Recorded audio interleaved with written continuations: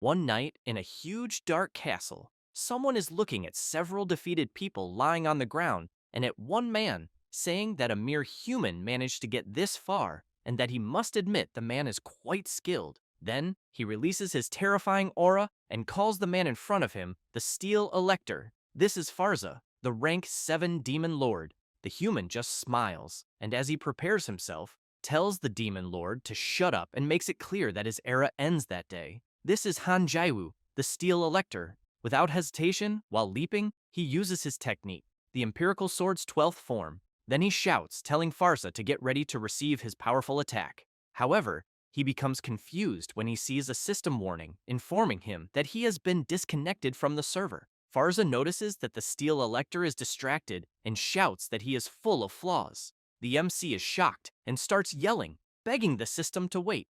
But the Demon Lord doesn't care and attacks him. The system informs that the mission, the Demon Lord of Würzburg, a raid against Farza, a rank 7 demon, was failed by the warrior Han Jayu. Back in the real world, a guy wants to know if the MC is still playing that game. Another replies that he thinks so, but wonders how to wake him up. The guy with a ponytail tells the other to shake the machine, thinking maybe that will wake the MC. The guy turns around, sweating nervously, and says he accidentally pulled the plug, but he doesn't notice Jayu glaring at his back with a murderous look. The MC grabs the guy by his clothes, furious, and asks if he was the one who pulled the network cable. The guy starts yelling apologies, trying to explain he didn't know. Jayu throws the man to the ground and shouts that he was practically at the end and had already succeeded. This is Han Jayu. He may seem like a game addict, but that's because he was quite popular and solved everything in Hanum. The brain of Hannah, the money goblin. He had a good life but realized how trivial everything was. Everything he was obsessed with. The masterpiece of the super AI, Aquila, an absurdly high-quality VR game, the savior of humanity. This place changed the MC's life because it's a single-player RPG with a massive open world. And for him, who had never even read an illustrated book, this world was magical. Not to mention the beautiful characters of all species whose stories pulled him even deeper into the game. It also transformed him, someone who only cared about money. So the MC took out a loan, all to buy a game capsule worth $1 billion. Everyone called him crazy for doing that. The guy still lying on the floor wonders how Jayu can treat him like that, since he was the one who invested money in him to play. With a bizarre smile, the MC says he understands, but asks if he didn't end up covering their money more than once, whether sneaking off to golf without his wife knowing, doing side jobs without the company knowing, or even praising VTubers 10 years ago. Then, he starts laughing like a madman, which makes the guy on the floor tremble with fear, seeing the expression on the MC's face. Another man starts yelling, asking if Jayu thinks he can say anything after taking $1 billion just for a game. The MC looks at him sinisterly and asks what he said. The man also starts trembling with fear and begs Jayu to forget what he just said. However, another, a little hesitant, asks if Jayu really thinks he will pay what he owes just by writing a walkthrough guide. The MC starts remembering everything he went through. The adventures, battles against terrible monsters, the hardest parts, and how he wrote everything on the computer, recording each dungeon guide he explored. When he got a paper, he was surprised by what was left in his account, since there was always some discount. Still, the men he borrowed money from wanted him to work with them again, since the MC was Hanum's fixer. Jayu, in turn, answers no, thinking that the reason is because he hasn't seen the end of the game yet. For him, the true ending, the one no one has managed to reach so far, is the least he can do to thank the world for everything he has learned. Then, he starts pushing the men out, saying their shift is over and they should leave. The ponytailed guy starts yelling too, wanting to know about the interest on the money the MC borrowed. As soon as he closes the door, Jayu breathes a sigh of relief. Turning around, he watches his reflection on the VR machine and, without thinking twice, connects to the game again. As soon as he arrives at the Cathedral of Bayern, he is stunned to see the system informing him that he has a death sentence, which will be temporarily suspended after 22 hours. He then starts shouting, wanting to know how he's supposed to make money with that penalty, until he hears someone say he seems to be struggling with something. The MC looks to the side to see what it is. and as the figure appears before him, he immediately wants to know who it is. The being introduces herself and says her name is Aquila, the goddess of the game, savior of humanity. Jayu can't hold back and starts laughing, wanting to know if she's really the goddess of the game. She makes it clear not to judge a book by its cover. The MC laughs even harder and asks if she really thought he would believe her just because she appeared out of nowhere claiming to be Aquila. So the goddess snaps her fingers and everything around them stops in time. Jayu, observing the people frozen, wonders if this could be a time-stop magic. Then he concludes that this is at least an SS rank skill. Aquila emphasizes that it's not a skill, but says she just crashed the server for a little while and wants to know if the MC believes her now. She then says she thought of a new event for the game's 7th anniversary and wants to know if he's curious to find out what it is. Jayu, surprised, asks her to tell him. Thus, the goddess announces that a new world has opened, and he must be the first to clear the game in this new world with a new character. He starts to get nervous and thinks he hasn't even finished with his current character yet, so he asks if she's crazy. However, she explains that the reward will be 25 billion won and implies that he's afraid. As soon as he hears the amount he could receive for clearing the game, the MC's eyes blaze with fire. Then, Aquila asks if he wouldn't like to see the true ending of the game, as it might exist. She conjures something in her hand and says, "These are clues to reach this true ending." Jayu is surprised, and just as he reaches out to take it, she asks him to wait and warns that if he tries now, he'll get a bonus. With that, the system informs him that the goddess has sent 30 million won to his account. Jayu can't believe it, thinking this is outright absurd. Soon after, the system shows that the MC is ranked first, with a huge gap over the second place. Aquila also emphasizes that he is her VIP now. With his head in the clouds because of the amount he got, Jayu thinks that even if he can't clear the game, it no longer matters. At least the interest for the next month is already guaranteed. Then he shouts that he'd be an idiot to say no to such an event, and that he will try at all costs.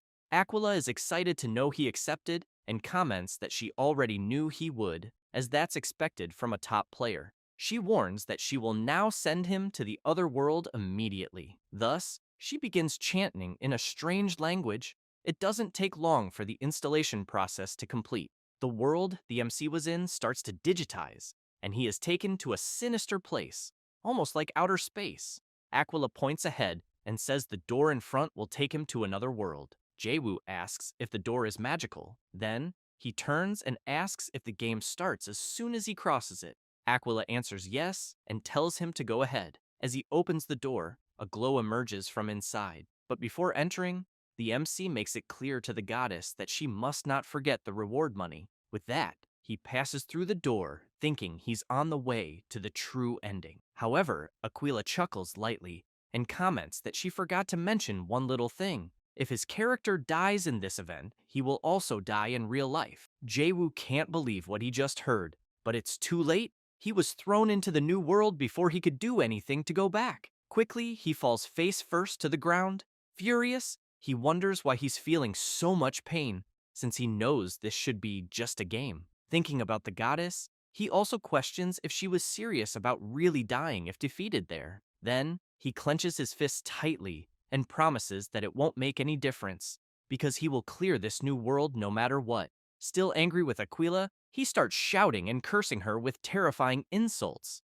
The system announces that the former savior of humanity's steel elector has started in the new world. A brief explanation. Aquila is the AI that created the single-player VR game Savior of Humanity and is considered a goddess within the game universe. She likes cute things, and it's impossible to understand what she's thinking. Savior of Humanity is an adventure game in which the player faces demon lords trying to overthrow the Empire. Loved worldwide for being a perfect VR game, no one has ever managed to reach a happy ending due to the high difficulty. The biggest debate among fans is who will be the first to conquer it.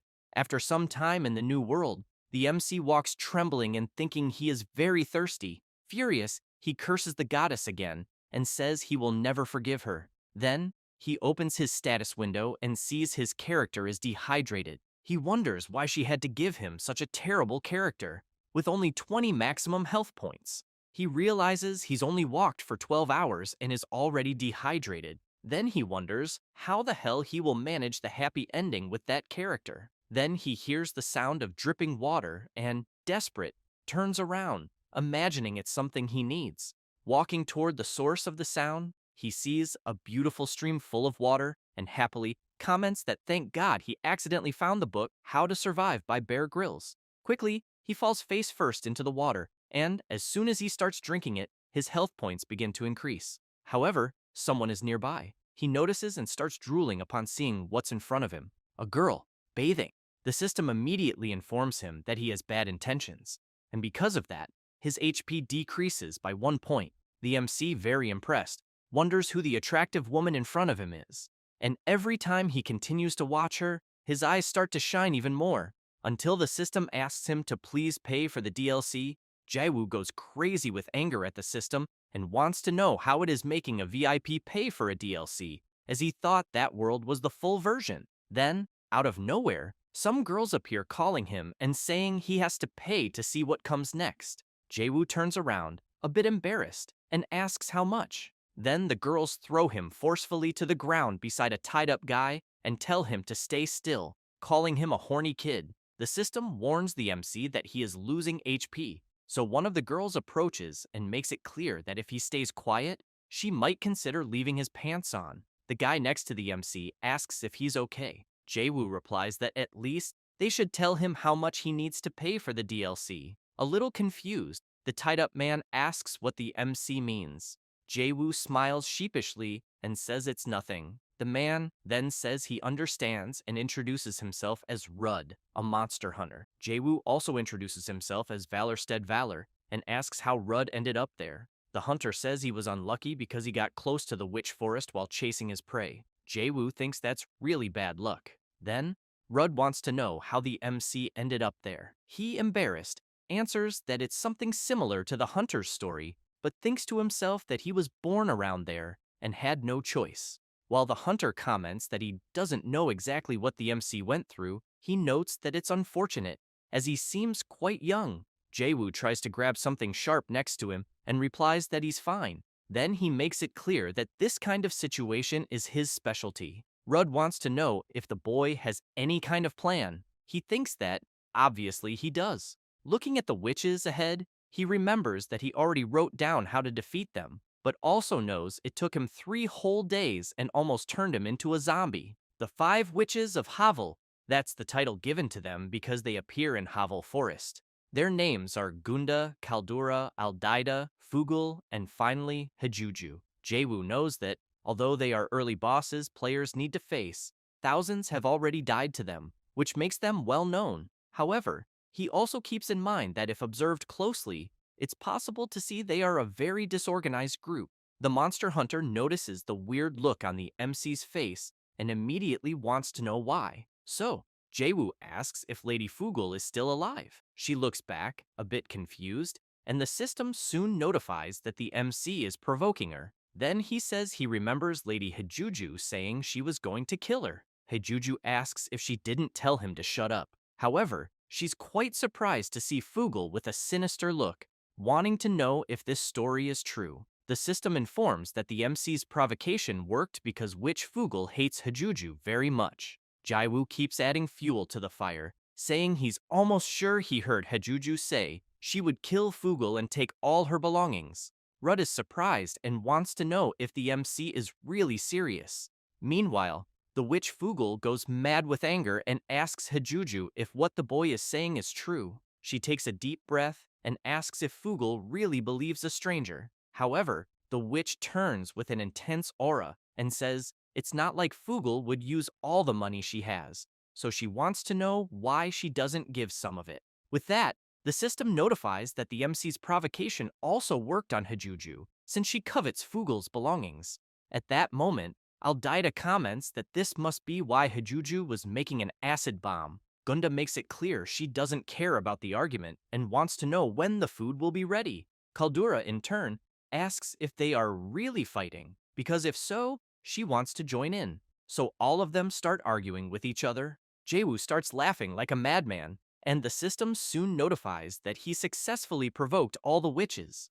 The MC, seeing them fight, thinks someone might even believe they work as a team because of the title. But in the end, these witches don't know how to work together. He also thinks that people fight without knowing this, and that's exactly why they manage to eliminate thousands of players. So, he knows it's easy to make them fight among themselves. Therefore, he comments to Mr. Rudd that they should take advantage of this opportunity to get out of there. The hunter, quite surprised, says the MC is amazing for having thought of that. However, he looks at them for fighting and, with a very suspicious look, comments that he needs to do something first. Saying that, he quickly goes to them and pulls the red carpet they were on. He ends up throwing them all into the huge boiling cauldron. The witches scream that the water is very hot. With that, Jayu points forward and tells Mr. Rudd that the exit is that way. While running, the system notifies that each of the witches is suffering 100 damage. Then he thinks they really are quite dumb.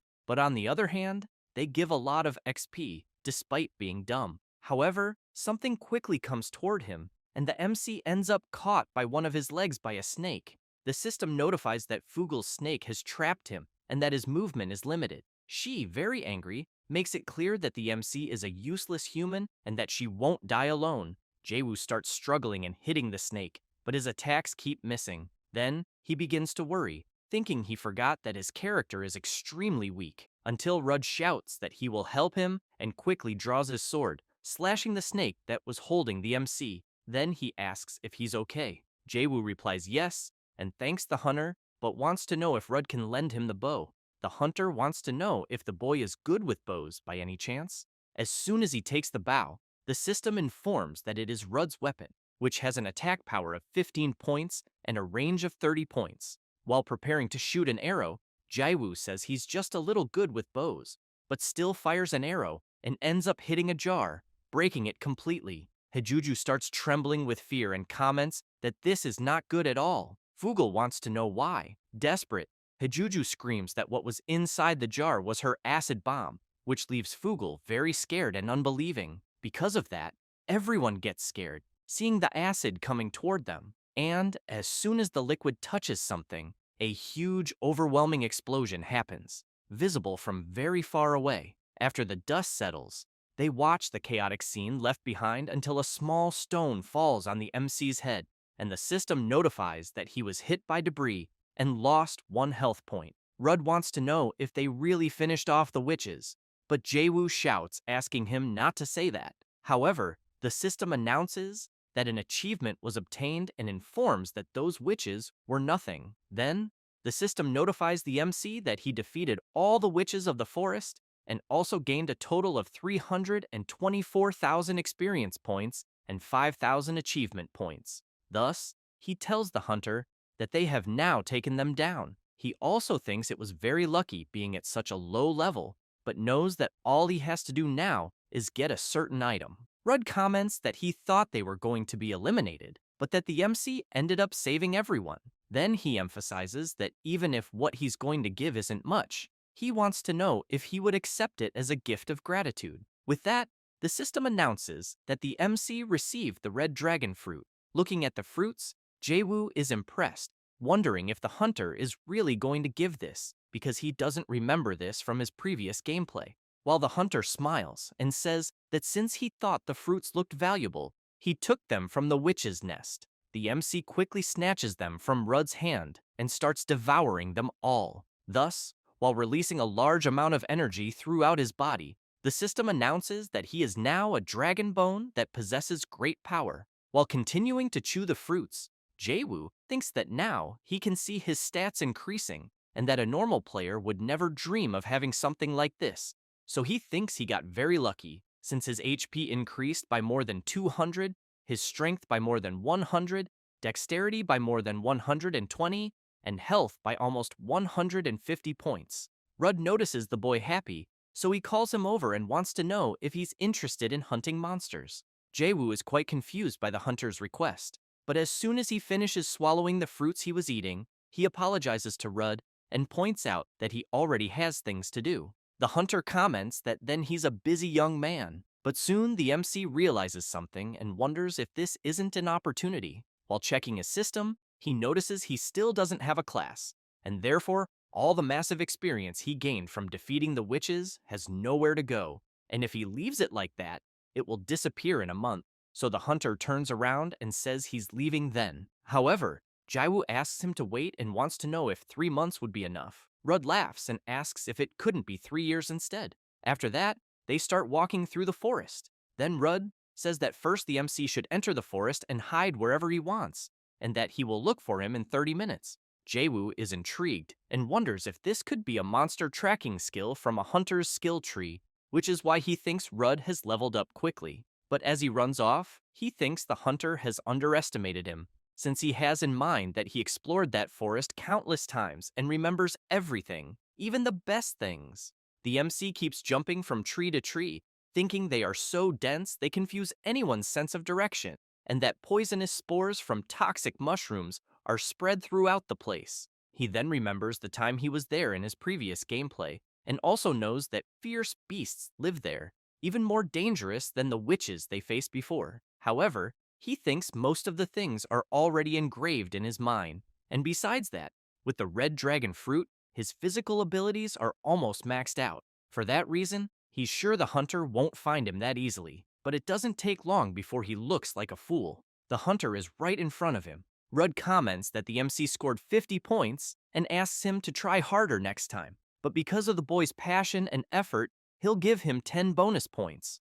Jayu, quite surprised, wants to know how the hunter did that. He replies that judging by the boy's face, he thinks he's dying of curiosity. So he says it's been a long time since he had such a fun student to teach. Then he turns around and makes it clear that the MC should give his best. After a while, the system notifies Jayu that he completed the mission Hunter's Initiation and that a new mission has been updated, called the Hunter's Trials. After some more time, the system congratulates Jayu for acquiring the Monster Hunter class and informs that the skills Herbalism, Intermediate Fencing, Survival, and Musket Shooting have been added. Jayu gets excited looking at his skill windows and, with a fiery look, thinks he will work well together with Hunter Rudd. With that, 3 months pass and Rudd wants to know if the MC has mastered everything. Jayu smiles and comments that it seems the hunter still doesn't believe it, so he asks him to hide somewhere. Rudd stands up and emphasizes that he admires the boy's spirit and that he will try to hide, but he makes it clear that if the MC doesn't find him within an hour, he will be the one to prepare dinner. A bit embarrassed, Jayu replies it's okay and asks his master to go hide quickly. As Rudd jumps away, the MC has a strange expression, almost as if he's plotting revenge. After a while, the hunter is climbing a tall mountain and thinks he's happy to have found such a good apprentice late in life, and as he keeps climbing, he considers that he shouldn't make it too hard for him. After all, he knows that if he hides near a cliff, the MC wouldn't find him in an hour even if he tried. However, the hunter barely notices that Jayu is already there, and on top of that, with an evil look. Soon, his student grabs his foot, making him look down, not believing he was found. Jayu, with a sinister expression, shouts that he found his teacher. After that, the hunter keeps trying to hide from his student, but he always ends up finding him, and while making many attempts, he fails them all. He then wonders if the boy really mastered the skills in just 3 months, since he knows it took him 5 years to learn them. Until, on his last attempt, he goes into a strange cave. Looking around, he thinks the boy probably would never go there to look, since he knows that's the nest of the Hellhound. However, Jayu appears, giving a sinister laugh. He says the #1 tip in the game, Savior of Humanity, is that not even earthquakes wake a sleeping Hellhound. Rudd gets all goosebumps because he was terribly startled. Then the MC wants to know if he really passed now. Totally embarrassed, Rudd replies yes. After both leave the cave, the hunter emphasizes that the boy is really amazing and that he wouldn't have thought he'd mastered all the skills he acquired in just 3 months. Jayu emphasizes that it's all thanks to his master, who taught him well. Rudd replies no and makes it clear that the MC himself is very talented. However, Jayu has in mind that he used a furious combination of 5 strikes in his system and leveled up using the massive experience from hunting the witches. But he tells his master that all of it was possible thanks to him. Rudd wonders if he at least taught the boy about the Hellhound, but decides to let that go and emphasizes that he is truly amazing and even remembers all the monster ecology tips he gave him. Jayu smiles and thinks that was possible because he is the real author of monster ecology. Then the hunter bursts out laughing and points out that he has never met anyone like the MC before and thinks he will definitely go far. But he wants to know what the boy will do now, and if, by chance, it will be the task he had mentioned earlier. Jayu makes it clear that first he will earn some money, because everything starts with cash. Rudd comments that's great and that he actually has a close friend who works as a mercenary, so he asks if the MC wants to try working as a mercenary. Jayu is intrigued and thinks that's a pretty interesting proposal since he believes mercenary work is the best option for initial income. Even more importantly, it's free and very flexible, and he knows that if he's lucky, he might even find the game's guardians. Then he grabs the hunter's hand and shouts that he will be a mercenary. So Rudd shows a necklace and asks the MC to take it with him since it's his old mercenary insignia, and he thinks his friend will recognize him immediately with it. Then the hunter wishes the MC luck. As Mr. Rudd leaves, Jayu thinks this is perfect since he defeated witches and even got a class. Precisely for that reason, he thinks it's a great start for his character in this new world. He gets excited and thinks that, at this rate, even a happy ending might not be out of reach. Then, he gets thoughtful and, looking at the necklace the hunter gave him, remembers the goddess asking if he would want to see the game's ending because it might really exist. So he opens the system and sees that the option to log out of the game is out of the question. Then he thinks he never knows when he will die, and that's the thrill of this death game. Besides, he will enjoy this feeling to the fullest. Then he slaps his own face and walks away, thinking the goddess can wait because he swears he will reach the true ending. With that, the system notifies that he completed the hunter's trial hidden mission, and a new mission was updated in which he must join the mercenary guild. Meanwhile, Aquila, in her space, is laughing a lot. Watching something on her TV, she comments that it was pretty hilarious to see someone dodging the witches like that. And as she starts crying from laughing so much, she says she's really happy she kept an eye on him. Then someone approaches Aquila. As they walk, they wonder if it really is him because they think he definitely isn't an ordinary guy. Aquila wants to know if the person who just arrived is into her or something like that. This is Valpergus. She calls out to Aquila and makes it clear that she is a goddess, so she wants to know why Aquila would look at a human she must protect in such a way. Aquila laughs and says she thinks it's because he's cute. Valpergus gets serious at Aquila's answer, but Aquila comments that Valpergus is always so serious and thinks she should get used to being more fun. Valpergus makes it clear that was a long time ago, but wants to know if Aquila really paid his debt.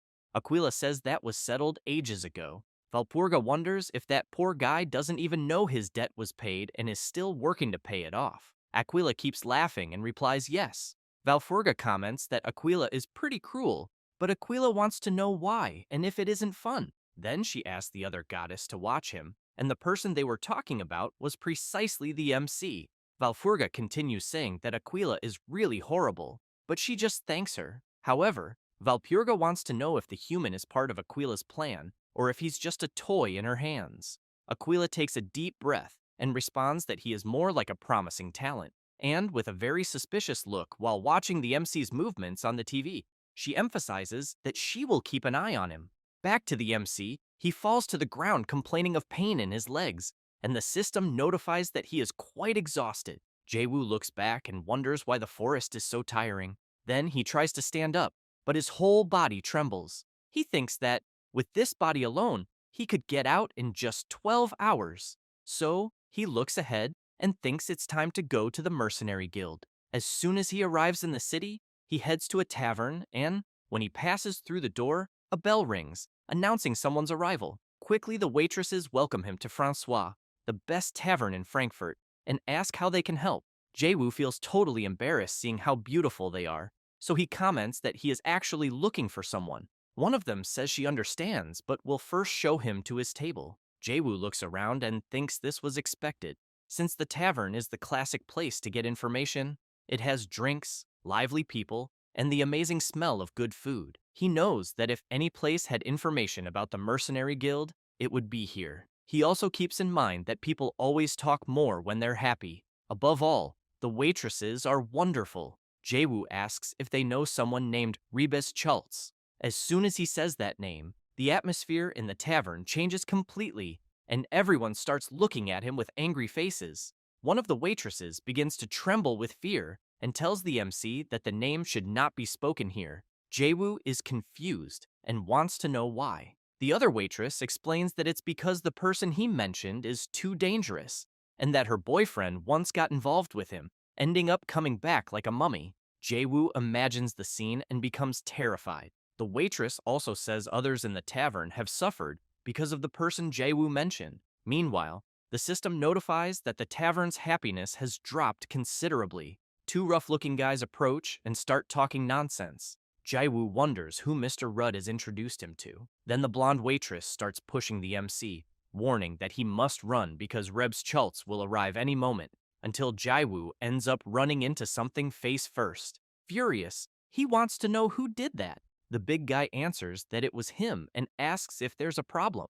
Then he introduces himself as Rebs Schultz. However, he looks down and sees the necklace of his friend Rudd on the MC's waist. He quickly grabs the item and asks what's going on, and if that isn't the mercenary Rudd's insignia.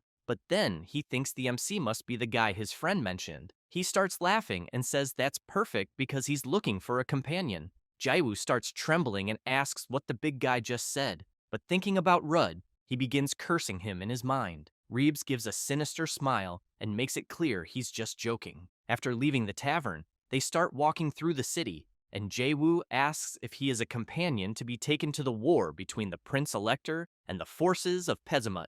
Rebs replies that exactly, and thinks the MC learns fast. Jayu thinks that, even though it seems like he's being smuggled into some country's army, he knows this is actually a great opportunity, since he knows the Prince Elector is a guardian of the game and one of Paltz's electors. Through him, he can get information about other guardians, until a horn sounds and Rebs grabs the MC, telling him the prince is coming. Because of this, the system informs that the MC was ambushed and had his HP reduced by 30 points. The Prince Elector arrives with his troops. Rebs comments that he thinks the prince would fit well with the group in front of him. Meanwhile, the MC thinks it's very different from what he expected, since he used to be on the other side of things. Looking at the prince, he wonders if he really is the current Prince Elector, because he even seems like a villain. Then, he gets scared by something and asks himself if he's seeing correctly and if she is really there. He notices a warrior in armor mounted on her horse and wonders if Lady Valpergus is present. At that moment, the prince notices something, looks to the side, and asks if Valpergus has sensed something wrong, as he thinks she seems distracted. She takes a deep breath and replies to His Majesty that she has not. While the prince comments that the battlefield awaits them, they begin marching. Jayu just watches them and thinks that Valpergus was his companion in his previous game sessions, but that he was never able to save her in any of them. And in every scenario, it always ends the same way. Rebs notices the boy's apprehension and quickly asks if something is bothering him. Jayu says no, but thinks that this time, even if he has to risk his life, he will find an ending where she survives. After a while, some mercenaries are training, and the training is very rigorous. Jayu thinks they are quite intense. Then Rebs approaches, saying it's about to start. The system informs the MC that he has entered the Mercenary Guild's training grounds led by Rebs Schultz. Next, the big guy explains that they are selecting group leaders through fights, and that money is also on the line. Jayu watches the outcome of one of the battles and thinks about pride and money, since he knows all he needs is to contact the Prince Elector and figures it's better to keep a low profile for now. However, he is soon startled when Rebs says he will participate too. Jayu comments that he's not really in the mood, but the big guy makes it clear that he will participate and that Rudd would never send a lost cause. So Rebs turns and shouts, asking if anyone wants to face the rookie. Immediately, the mercenaries get excited, and each one starts yelling, wanting to be first. Jayu is stunned, wondering if he can refuse, and thinks he'll have to use a bit of power. He goes to the arena, and his opponent prepares himself. Then the opponent introduces himself as Max and says it's a pleasure to meet the MC. However, he wants to know what's wrong with the rookie's body because he thinks he'll fold him in half with one blow.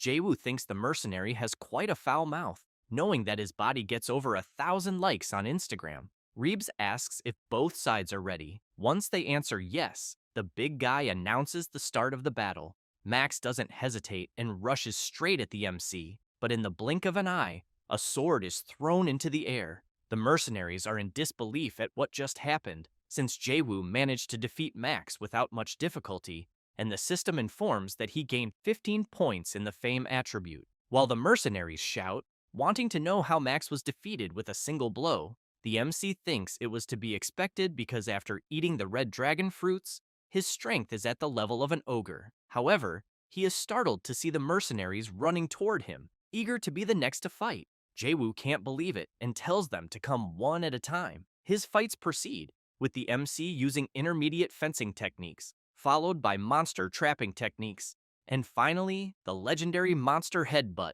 always gaining 15 more points in his fame attribute. Then a bald man approaches, saying this is all ridiculous, and that everyone was embarrassed by just one mere rookie. Then he shouts at the MC that he will be his next opponent. This is the mercenary Charlotte. Jayu begins to tremble upon seeing the size of the mercenary, and wonders if the guy is really human. He opens the system window and thinks he needs to quit the game soon because this is too much. But then, he sees he can't log out of the game, and thanks Aquila for that. Very scared, Jayu asks Charlotte to let him rest just a minute. However, the big guy doesn't care, and, as he charges at the boy, replies that he won't let him escape. Jayu is stunned, thinking his fate sucks, but then closes his eyes, takes a deep breath, and thinks everything will be fine. And since he's in this situation, he will do it right.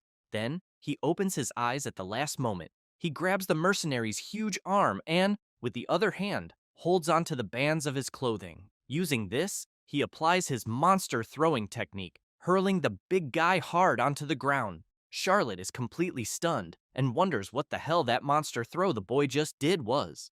Meanwhile, the MC breathes a sigh of relief and thinks the mercenary really was quite heavy. The system then informs that he has defeated Charlotte and earned 30 more points in the fame attribute. One of the mercenaries, very surprised, asks Rebes where he found this boy, as he can't believe even Charlotte lost to him. The other mercenaries quickly surround the MC, saying he really is amazing, and even seems like a monster for having defeated Charlotte. While the mercenaries continue shouting that they want to fight the boy, Jayu thinks he needs to rest, as he's already fought several times in a row without a break. However, Reeves, with a sinister look, shouts for everyone to get out of his way. Jayu can't believe it and wonders if mercenary Reeves is really looking out for him because he's the apprentice of his mercenary friend. But Reeves points to the MC and shouts that he is the chosen one and will be the new group leader for the battle they will fight. Jayu is very confused by this sudden choice. Thus, the mercenaries gear up for battle, as does Jayu, who trembles all over, unable to believe he got involved in this. The MC's hidden mission to join Reeves Schultz's mercenary guild is completed and a new mission is updated. Retake Mount Harfheim. After everyone arrives at the battlefield, Reeves shouts for everyone to attack. The soldiers charge at full speed, and the orcs are startled to see the swift assault by the humans. Jayu easily defeats some and thinks that, at the moment, they are aligned with the forces of the Prince Elector. Then he remembers mercenary Ribs saying they are in direct conflict against the orc army of the demon king Pezimut, and their mission is simple: steal the enemy commander's military banner. He then explained that the plan was simple. When the forces break through the enemy's formation, they would pass through the opening and collapse the enemy lines. However, he asked everyone to remember well that orcs are proud and not only strong, but also have great coordination. So he calls the MC and says that his job as group leader is to stop them. Back in battle, Jayu faces two huge orcs about to attack him, but he manages to dodge the creature's blows and, after defeating the orcs around him, thinks it's ridiculous that he won the group leader position, since all he had in mind was just to get some military merit and get out of there. At that moment, in one of the orc army's tents, a commander arrives telling his captain bad news. The spearmen are being slaughtered. The captain turns, saying that's ridiculous because he knows the spearmen in his army are the elite. He quickly grabs the commander's binoculars and makes it clear he will see for himself. As he watches the battlefield, he becomes very confused, seeing a bunch of misfits. He starts sweating cold and, furious, orders his troops to form ranks and line up the muskets. The orcs start firing their muskets, and Jayu and his troops defend the shots with their shields. But the system soon informs that the shield's durability has been reduced by 10 out of a maximum of 230. While defending, the MC thinks the musket attacks are quite pathetic and wonders if the orcs even know what a K2 is. Then he thinks that without rapid fire, muskets must alternate firing lines. Meanwhile, the orc captain keeps ordering the first row to continue firing and the second row to line up and get ready. Jayu thinks now is the moment and shouts for them to advance against the orcs. As they break through the first firing line, the MC orders to eliminate them all. One of the commanders starts getting nervous, and seeing the human soldiers coming at them, thinks this is impossible, since they are all being wiped out by mere weaklings. He believes these vermin can't be mere humans, but knows he can't let them get the flag, as it carries the proud history of his tribe. Jayu and his team charge full force, and, without much difficulty, manage to steal the orcs' flag. Everyone starts shouting happily for having succeeded. Jayu grabs the flag in his hand, and all the soldiers shout that the group leader captured the enemy's flag. The system notifies that he successfully stole the military flag and earned 30 more points in leadership and 20 more points in conquest. Jayu thinks that now he just needs to hold on a little longer to earn military merit. Then a horn sounds on the battlefield, and one of the soldiers calls out to the MC, shouting that there is bad news. He says the allies are retreating, which terrifies Jayu because he is alone in front of the enemy lines. The soldier then tells him that orc reinforcements are already ahead. Jayu begins to panic and thinks victory was very close, then wonders why the hell the allies are fleeing. The terrified soldier asks what they should do. Should they just leave the flag and run? Jayu is stunned by the question and wants to know what the hell he's saying. The soldier starts sweating and says it's because they're completely surrounded. At that moment, the hidden chief and great general, the orc Kalyan, approaches, telling the humans that it's over. With a very sinister expression, Kalyan says the warriors are brave, but asks them to surrender and retreat immediately. He then says that behind him are his proud elite soldiers, and that if the MC's group returns immediately and leaves the flag with them, he will honor their courage and spare their lives. Jayu pulls the orc military flag and makes it clear he would never believe a word the general just said. Then he states that if they take another step, the flag will end up in Mercenary Charlotte's underwear drawer. Kalyan gets furious and wants to know how the boy dares to put his sacred military flag in such an obscene place. Jayu continues provoking the general, asking if they think there are rules in war, because if it means victory, he'll do whatever he wants with their flag. One of the orcs calls his captain, who quickly turns around, furious, wanting to know what it is.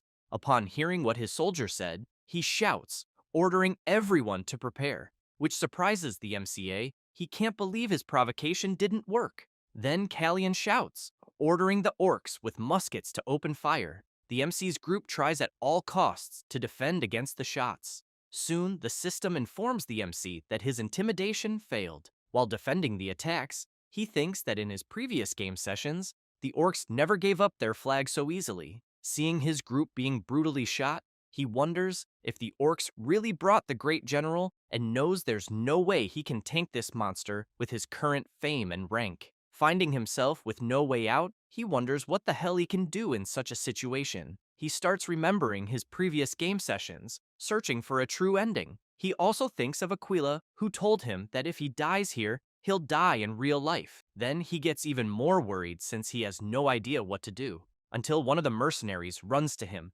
shouting and saying they need orders or they will be annihilated. Jayu starts smiling and then bursts into laughter like a madman. The mercenaries, seeing this, wonder if their leader has gone crazy. But the MC grabs Charlotte's trumpet. He makes it clear that no other reinforcements are coming, but Jayu just tells him to shut up and watch. Then he takes a deep breath and blows the trumpet, which can be heard throughout the battlefield. Max warns the group leader that the direction in which he blew the trumpet is opposite from where the allies went.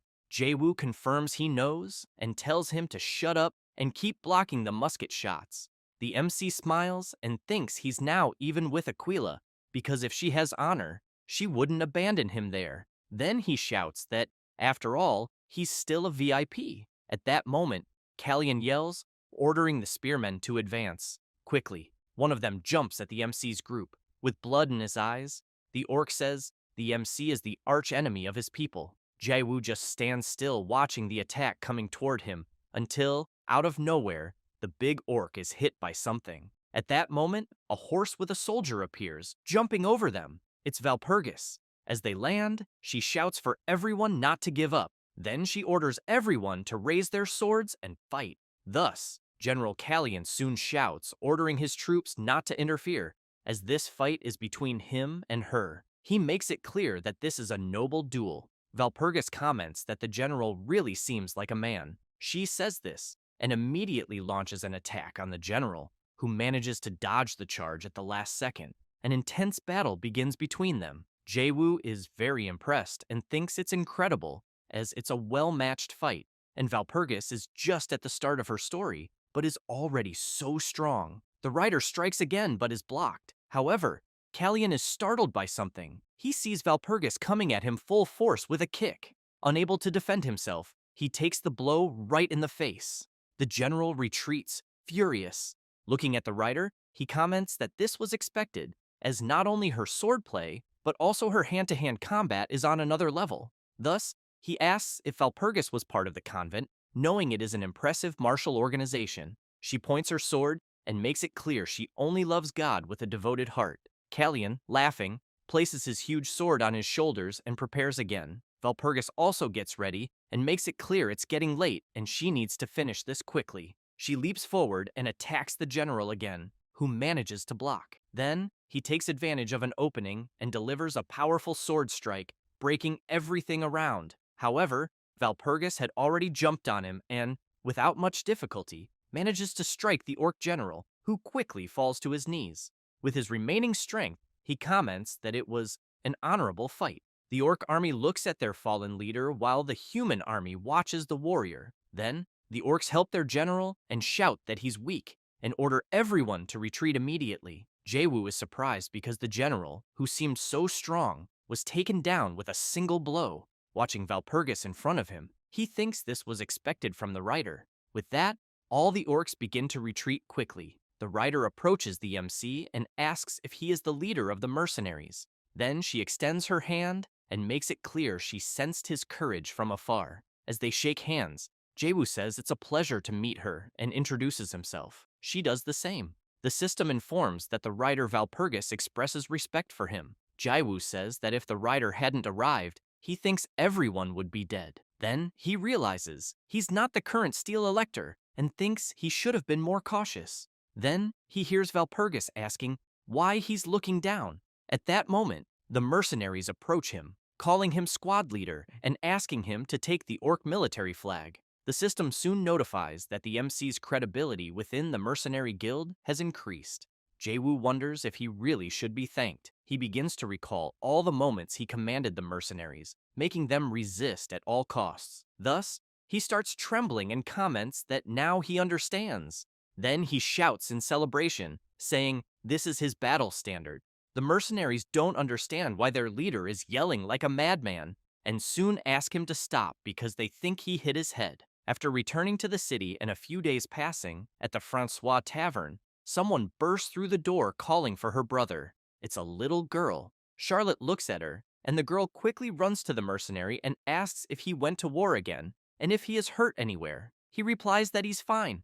Jayu asks Rebs who the little girl is, and if she might be Charlotte's daughter. The mercenary replies that Charlotte is only 15 years old and that the girl is his younger sister. Then she goes to the MC and makes it clear that it's because of him that her brother ended up like that, and that he must pay for the treatment. Charlotte tries to explain to his sister that it was thanks to the group leader that they returned alive. She turns around, frightened, wanting to know how that is possible. Thus, all the mercenaries around start shouting that that's exactly what happened, because if it weren't for the leader, they would have been orc food. Jayu feels embarrassed and just asks them to eat quietly, but thinks the feeling is quite strange. Then, Valpergus arrives at the tavern calling for Jayu. He feels a little shy and wants to know what she's doing there.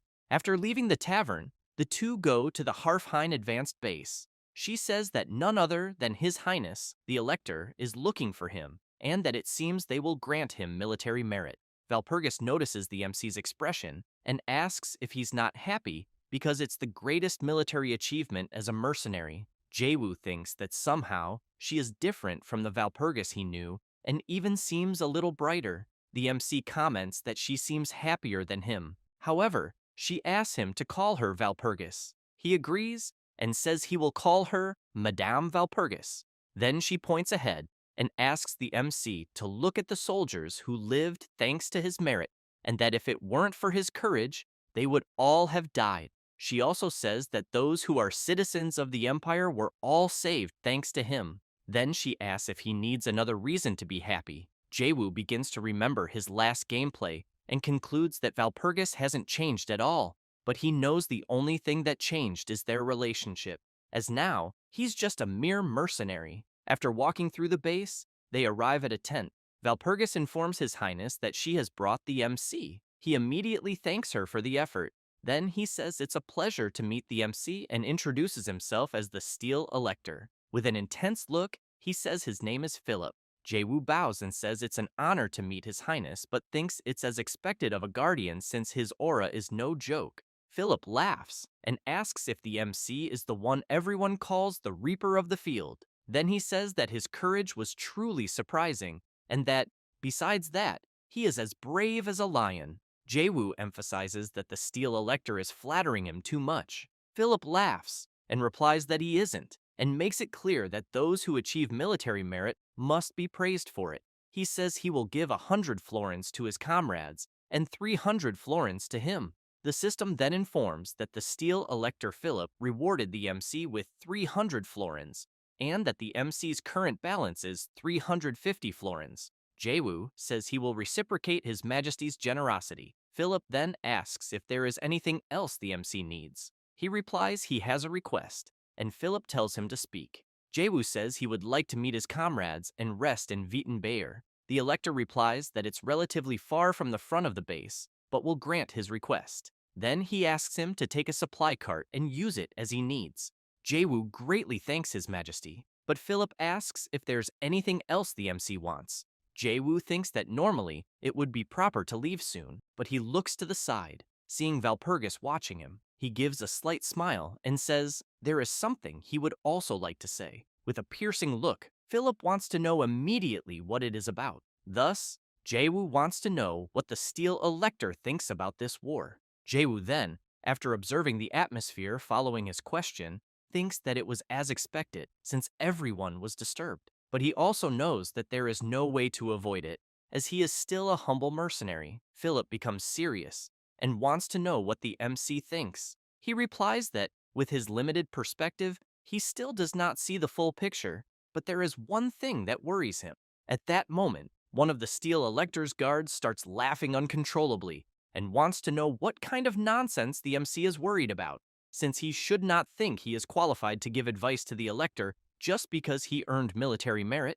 Another advisor agrees with his friend and emphasizes that he thinks the MC must have picked up some scrap of information somewhere. Then, Valpergus calls upon your grace and comments on the saying that even when crossing a stone bridge, it is necessary to strike it first, and wants to know why your grace does not listen to the boy first. A conceited old man becomes nervous and wants to know how a humble countess dares to speak, since the man in front of her is simply the Elector. Then Philip tells his uncle to be more careful with his words, as Valpergus is the niece of the Elector of Bavaria, and therefore he needs to show more respect. Jayu is impressed by her and thinks that this was expected of her, since not even the Steel Elector can ignore her. Thus, Philip asks the MC to tell him how he sees the war. Jayu takes a deep breath and shouts that there is an ambush approaching, which leaves the Elector's uncle and the Elector himself very surprised by this information. Philip immediately wants to know if the boy has any basis for such a claim. Jayu replies that he does, and emphasizes that the main strategies of the Demon King Petsamut have always involved ambushes and betrayals. He then explains that considering the war with the Kingdom of Toa 10 years ago and the battle with Margrave Anhalt 6 years ago, they could deduce that in both battles, Petsamut's ambush tactics played a decisive role. That said, Jayu makes it clear that they should not ignore his other strategy, namely betrayals. After hearing this, the steel elector's uncle is somewhat surprised. Then Philip wants to know if the boy is saying that there is a traitor among them at this moment.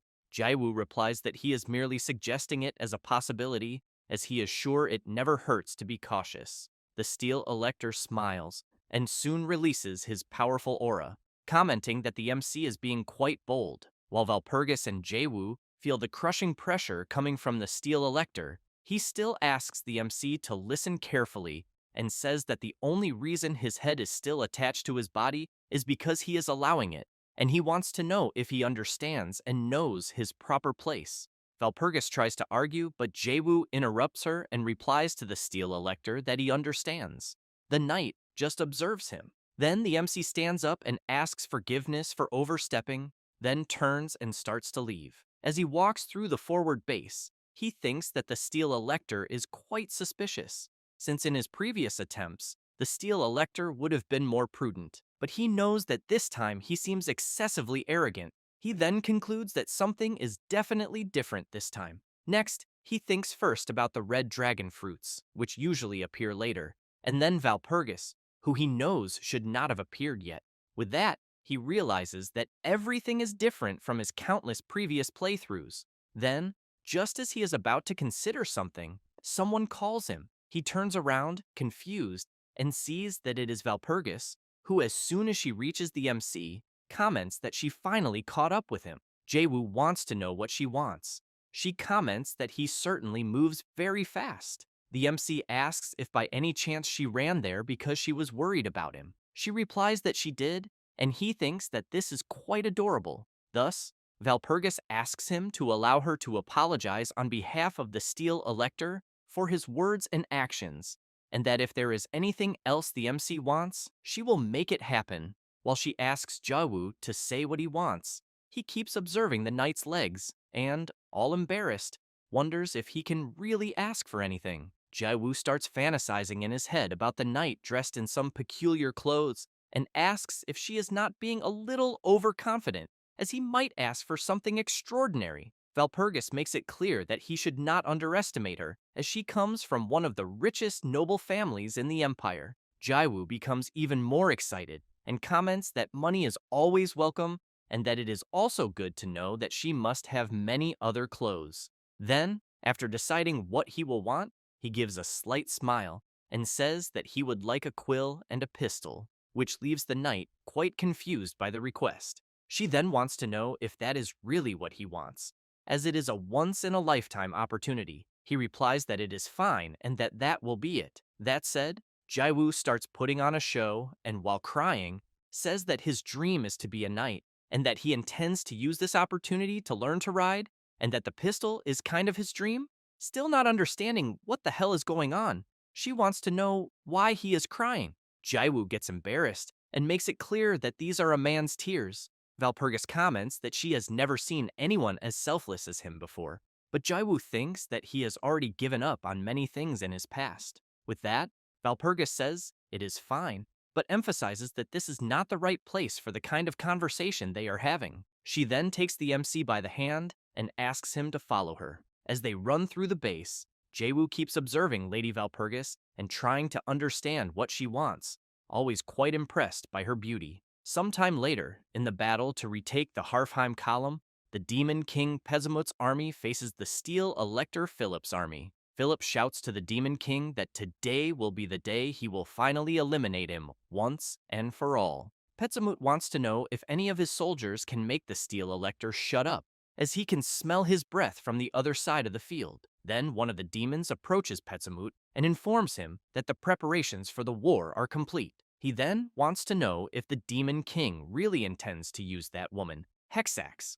Pezimut wants to know why he is so serious and why he is bringing up this subject again. The demon stresses that she is very cruel, because if they capture the Elector, he will be a valuable hostage. But if they hand him over to her, who is a perverted lunatic, he fears the worst. Pezimut replies that he knows that very well and makes it clear that he will take care of her and that the demon should trust him more. That said, he sees his ring beeping and comments, speaking of the devil. Hexax tells Pezimut, through a communication device, that she is already on site and, while walking on top of some demons, says that she is ready to go. Pezamut says he understands and thanks her for the good work, but asks everyone to stay alert, emphasizing that she should take it easy this time. Hexax laughs and wants to know when she has ever gone too far. Pezamut shouts that she always goes too far. Still on top of some demons, she replies that she always takes it easy and, with a suspicious look, stresses that she never goes too far.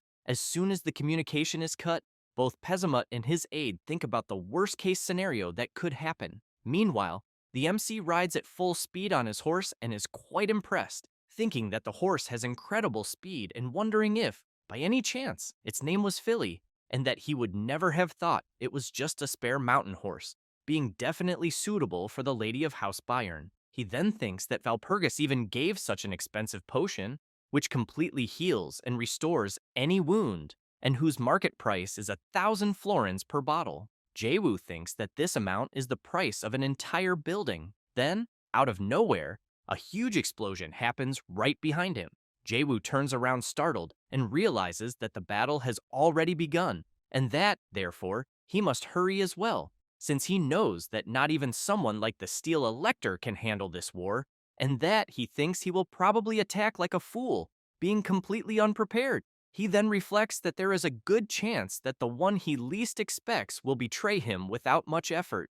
And while Jayu thinks about such a possibility, it ends up becoming true, and in the midst of the chaos on the battlefield, Philip wants to know why his uncle would commit such a betrayal, and if, by any chance, he still calls himself a Knight of the Empire. His uncle makes it clear that his nephew does not understand the situation, and that, therefore, he should listen carefully. Thus, he says that what Philip did was conspire to rebel against the Emperor, and that, as soon as he realized this, he has been cooperating with Pezamut to arrest him for treason as the Steel Elector. Then the Elector's uncle approaches his nephew and makes a hand gesture, implying that the Steel Elector will lose his head. Philip is stunned and comments that this is all absurd, emphasizing that no one would believe such a ridiculous lie. At that moment, Pezamut steps on the Steel Elector's head and wants to know if he is going through puberty or something, as he should just accept the reality before his eyes. That said,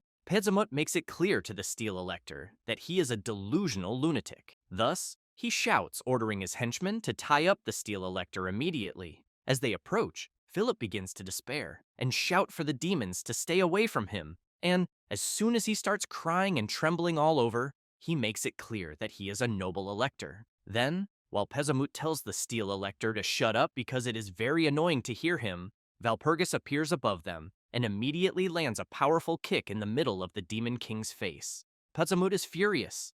Valpergus quickly orders one of the soldiers to grab your grace and get out of there. While Valpergus and the other soldiers leave at full speed carrying the Steel Elector, his uncle shouts to Pezamut that his nephew will escape, but the Demon King becomes furious and tells the old man to shut up.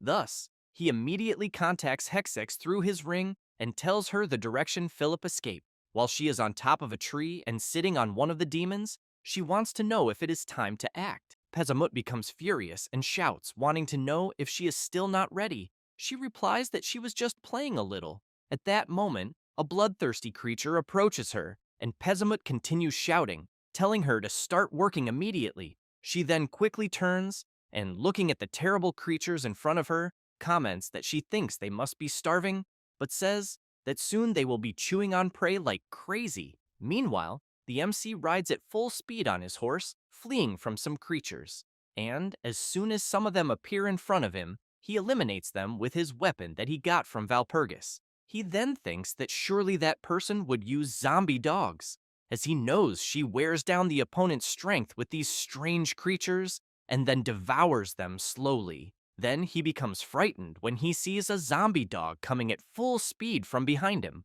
but quickly turns and strikes it, and while the creature is being thrown away, he takes the chance and shoots it with his pistol, killing it. He then thinks that this is a dirty tactic and that he knows very well the style of Hexax. Jayu rides at full speed again on his horse and thinks that apparently there are not many there, which means that the rest are probably after Philip. He knows he does not care about him, but the only thing that matters to him is Valpergus. After thinking this, he shouts for his horse to go faster, as he needs to hurry. Meanwhile, The steel elector and his group are at full speed trying to escape the zombie dogs, until some cross in front of the elector, and he becomes worried, thinking that, because of Pezamut, his mana control is shut down. Then he pulls his horse to stop, but a zombie dog leaps at him. Philip becomes frightened, knowing that he will not have time to defend himself, until Valpergus manages to get ahead and kill the creature that was heading toward the steel elector. She then moves quickly and manages to kill another creature that was coming from behind him. Valpergus immediately wants to know if your highness is all right. A little desperate, he replies that he is, and thanks her. The knight says that the area there is unexplored territory, and that, therefore, humans rarely go there, and that the steel elector must be extremely cautious. Then Philip becomes frightened when he hears a shout calling him, and turns to see what it is. One of his soldiers is being severely attacked by Hexax's creatures, and shouts for him to help, but there is barely time to do anything before the soldier is brutally killed. Valpergus shouts for everyone to hold on, but the steel elector also shouts, calling the knight, and trembling all over, says that he thinks it is better to leave everyone behind and get out as quickly as possible. She wants to know what he means. Philip says that it is different, and that his life and the soldiers' lives have very different importance. Valpergus is shocked to hear this, and thinks about the duty of a noble and someone who governs. Then she becomes furious, and thinks that if only she had listened to what Jayu said back then, she thinks she could have handled the situation she is in, and that, therefore, she knows it is their fault for ignoring what the MC had said. Then, out of nowhere, something grabs the knight's neck, and Hexax appears, pulling her whip and strangling Valpergus. The knight cries out for your majesty, but becomes very frightened when the steel elector just looks at her with a face that says he is going to abandon her. Thus, while she is thrown to the ground, Philip runs away. Valpergus continues being dragged across the ground, so she tries to hold on as best she can, and still thinks they will be doomed with someone like the steel elector. Hexax pulls her whip and says no, making it clear to Valpergus that she must be that strong to be an elector. That said, with a bizarre look, she wants to know if her sister does not agree. Valpergus immediately becomes nervous and shouts for Hexax to take back what she just said. She then says that the title of Prince Elector is a critical position that holds the power to choose the Emperor of the Empire, and that each one of them is practically a sovereign in their own Prince Electorate, and it is not something to be taken lightly. Hexax does not pay much attention to Valpergus, and tells her subordinates to continue tracking Philip. Then she turns and comments that, now that she has stopped to think, she knows that Valpergus also has Prince Elector blood. That said, she gets a serious look and makes it clear that she has found this out, which leaves the knight very surprised. Then she rushes at Hexax at full speed, shouting that she is a brat, but Hexax easily dodges her sister's punch, leaving her very startled. Then Hexax starts whipping Valpergus, who screams as she is struck. Hexax becomes excited by her sister's beautiful screams, and makes it clear that seeing this makes her want to torment her even more. The knight tries to resist the attacks, but after several blows, she ends up falling to her knees, and, seeing her reflection in a puddle of water, thinks about the MC and that, if it were him, she is sure he would find a way to survive this. But for her, she knows this is the end. Hexax shouts that it is not over yet, until she is surprised by a noise and stops attacking her sister. Then she turns and wonders if it was the sound of a gunshot, and ends up seeing one of her creatures on the ground completely shot. And while she wonders what happened, Jayu appears behind her ready to launch an attack, and as soon as he lands a punch in the middle of her face, he sends her flying far away, and when she lands, she is dragged along the ground. Valpergus looks at the MC and immediately starts crying when she sees him. Jayu waves his hand back and forth, thinking that the punch he just threw hurt a little. The knight is very happy to be sure that it is the MC who is there, and thinks that he is definitely a hero. But as soon as she finishes thinking that, she faints on the ground. Jayu immediately picks her up and takes her to a more distant place. Meanwhile, Hexax is thinking that the boy in front of her killed the zombie dog, and quickly moved behind her so silently that she did not even notice. And observing him more closely, she concludes that he is not an ordinary guy. Jayu grabs his pistol and wants to know if Hexax is still the same idiot as always. She laughs, and calling the MC brother, wants to know where the boy knows her from. Jayu points his pistol and makes it clear that she is not to call him brother with her disgusting face. Hexax, upon seeing the pistol, starts laughing and comments that she knows the weapon has a longer range than her whip, but makes it clear to the MC that he had better aim well because her whip is much faster than loading bullets. Jayu does not care and pulls the trigger, but as soon as he fires, Hexax manages to dodge the first shot and quickly throws her whip at the MC's body, who becomes alarmed when he feels his neck being grabbed. Hexax shouts for the boy to come to her and pulls him. Jayu becomes worried as he is dragged and ends up taking a headbutt right in the face, and due to the blow, his nose starts bleeding heavily. He is then thrown back with full force, but Hexax shouts that it is not over yet and pulls him again. The MC manages to break free and quickly moves to the side, and, as soon as he gains momentum, charges straight at Hexax. She starts shouting, wanting to know if he is really trying to close the distance, then begins launching several whip attacks, forcing the MC to dodge them all. But as soon as she sees him evading her attacks, she starts to panic, thinking there is no way a mere boy could dodge so skillfully. And as she watches the MC coming at her with full force, she thinks that even compared to the entire unit, her whip skills were top-notch. And even so, she wonders if he really dodged all that and still closed the distance. Jayu readies his pistol, but Hexax moves quickly and shouts, wanting to know if the boy thinks she will simply let him shoot. And as soon as she tries to slash him with her claws, she is surprised to realize that he dodged again. Jayu gives a bizarre smile and tells her to look behind her. Hexax trembles in fear, worried, expecting the worst. Without any mercy, the MC delivers his strike, then points his dagger forward and wants to know what Hexax thinks of the taste of his dagger and if it is sour, but makes it clear that deep down he is a burst DPS. Hexax, with her hand over her eye, is stunned and thinks she was so focused on the gunfight that she ended up losing an eye. She then thinks she needs time to recover. Thus, she spreads her huge wings and, as she flies away, apologizes to the MC and says she has to go. Jayu tries to taunt her, asking if it is not because she is too scared. However, she turns and makes it clear that his taunts will not work because she does not engage in close-range fights. The MC points his pistol at her and makes it clear that today he is a long-range DPS. Hexax starts laughing and emphasizes that she will be able to dodge all his shots while in the air until she feels something strange and seeing some ghost beside the boy thinks her sense of distance is off. With that, she ends up being hit by a shot, and while the pistol is still smoking, Jayu comments that it was as he thought, that it is like shooting bats with a gun for full satisfaction. Quickly, Hexax begins to fall and soon crashes hard into the ground. Jayu approaches Hexax and, a little more relieved, comments that she, a damn pervert, was being a real pain. Then he makes a bizarre face and wants to know what kind of loot she will drop, but ends up seeing her trying to seduce him and wanting to know if the boy will really finish her off. She then starts crying and making a pitiful face, but Jayu does not care, shows her the middle finger, and makes it clear that she should stop that act and die like a dog, which leaves Hexax in disbelief at the boy's lack of feelings.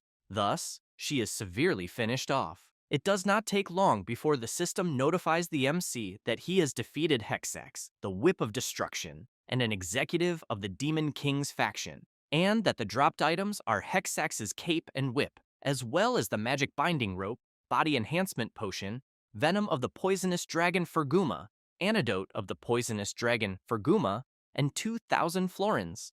As soon as he collects all of Hexax's drops, Jayu breathes a sigh of relief and thinks that it seems he got everything, and looking at the potion that heals any wound, he thinks it is a good thing he did not sell it before, and also knows he had better move before it is too late. As soon as he drinks the potion, the system notifies him that he is completely healed. Then, the MC looks back, and seeing Valpergus lying on the ground, promises that he will definitely save her. Jayu thinks about the perfect recovery potion, and, looking at the item's stats, knows that it completely restores the target's physical condition. However, he is quite surprised to see that the information includes a warning stating that the potion must be applied directly to the affected area. Then he starts trembling, as he knows this means only one thing. And, looking at Valpergus unconscious on the ground, he knows he will have to remove her armor to apply the potion directly. Therefore, he begins to feel embarrassed, takes a deep breath, and thinks he needs to calm down, as this is only a medical procedure, and that under no circumstances will he think of anything inappropriate when removing the knight's armor. Then, he prepares to do so, and keeps thinking that he will not think of anything indecent. After that, the MC starts thinking that everyone may have forgotten, but his real name is Han Jayu, and that his father died of an illness when he was young, and his mother collapsed from overwork. Because of that, at 18 he was left alone, but soon after, in a certain place, a guy sitting on the ground was always complaining, and Han Jayu, at 22 years old, wanted to know what the guy's problem was, and if he was an amateur by any chance, as he even accepted jobs for money. And whenever he finished a job, the client would thank him and give him some money as a token of gratitude. And as soon as he counted the money to check if everything was correct, he would always tell the client that what he did was still only a temporary solution, and that if the client had money, they should pay the debt. But some would always complain about something first, which made the MC quite annoyed. However, one of these clients tried to explain that he would get the money from the week's mission, and that he thought it would yield about 10 million won. Jayu began observing the VR machine and wanted to know if the guy could really make that much money by playing just once. The client replied that yes, since it was a very important mission. At the time, Jayu wanted to know what kind of game the guy played, and he wanted to know if the MC had not yet heard of Humanity's Guardian. After saying no, the guy commented that he couldn't believe it, as the game was a huge open world with absolute freedom, along with impressive female character designs that were acclaimed worldwide. He then emphasized that it had more than 1 billion registered users, being a massive single-player RPG that had surpassed 1 billion users in total. The client also made it clear that the highest-ranked players easily earned tens of millions. Jayu was still skeptical and kept wanting to know if his client was really saying he made a lot of money with the game. He replied yes, and asked if the MC would like to try it. Jayu, after thinking for a bit, replied no, as he was busy that day. But as soon as he picked up his phone, he was a little surprised, since, in the message, someone was telling him that the appointment he had was canceled. Therefore, with free time, the MC decided to take a look at this game to see if it was true. And, as soon as he connected to the game and looked around, he commented that the technology of that time was crazy, because as soon as he observed the environment, he knew that the place he was in even seemed real. And, observing the people and merchants on the street, he knew it seemed very authentic. Then he quickly questioned himself if he was really inside a game, until, looking to the side and seeing an apple merchant, he concluded that the game really was very immersive. And, watching a guy shout in front of him, he wondered if that was a real face, as he could even see the man's pores, until he decided to pull the apple merchant's beard to see if it was real, and the merchant, at the same moment, shouted asking the boy to let go. Then he made it clear that if the boy didn't have money, he should get lost. At that moment, a system screen appeared for the MC, and he saw that his current money was 10 florins and concluded that it must be the game's currency. And while thinking it was better to save his money, a little girl approached the apple stand and commented that they looked really tasty. Jayu watched this, but soon the child's mother came over and called her to leave, as they didn't have money to buy any. At that moment, Jayu asked the merchant for an apple and how much it was. After buying the apple, he made sure to give it to the little boy, who was very happy, and while he ran off excitedly, the mother deeply thanked the MC for such a noble gesture. Jayu then became a bit thoughtful, questioning whether he had really done the right thing, as he knew he might need that money. But still, as the mother and the little boy were leaving, he shouted for the boy to always listen to his mother. Then he knew this brought back some memories, in which he remembered that when he lived with his mother, he was a brat who constantly begged her to buy fried chicken. So, after remembering this, he concluded that the game even had its charm. However, right after that, he began entering the game from time to time, and whenever reality became difficult, playing the game helped him relax.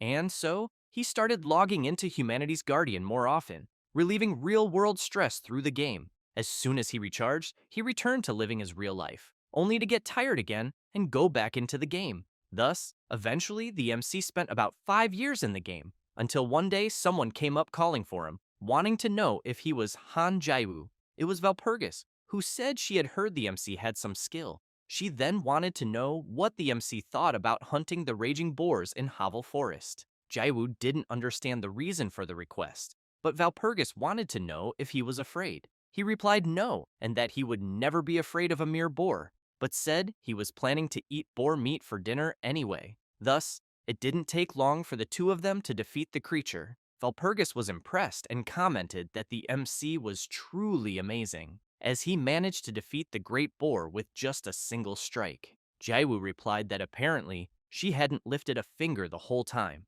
Valpergus explained that the MC was so strong she couldn't find a chance to interfere, but wanted to know if he would like to form a party with her. At that moment, Jayu noticed a system notification saying that Paladin Valpergus had requested to join his party. Jayu wanted to know if her request wasn't just another contract to make him do all the work, like with the boar.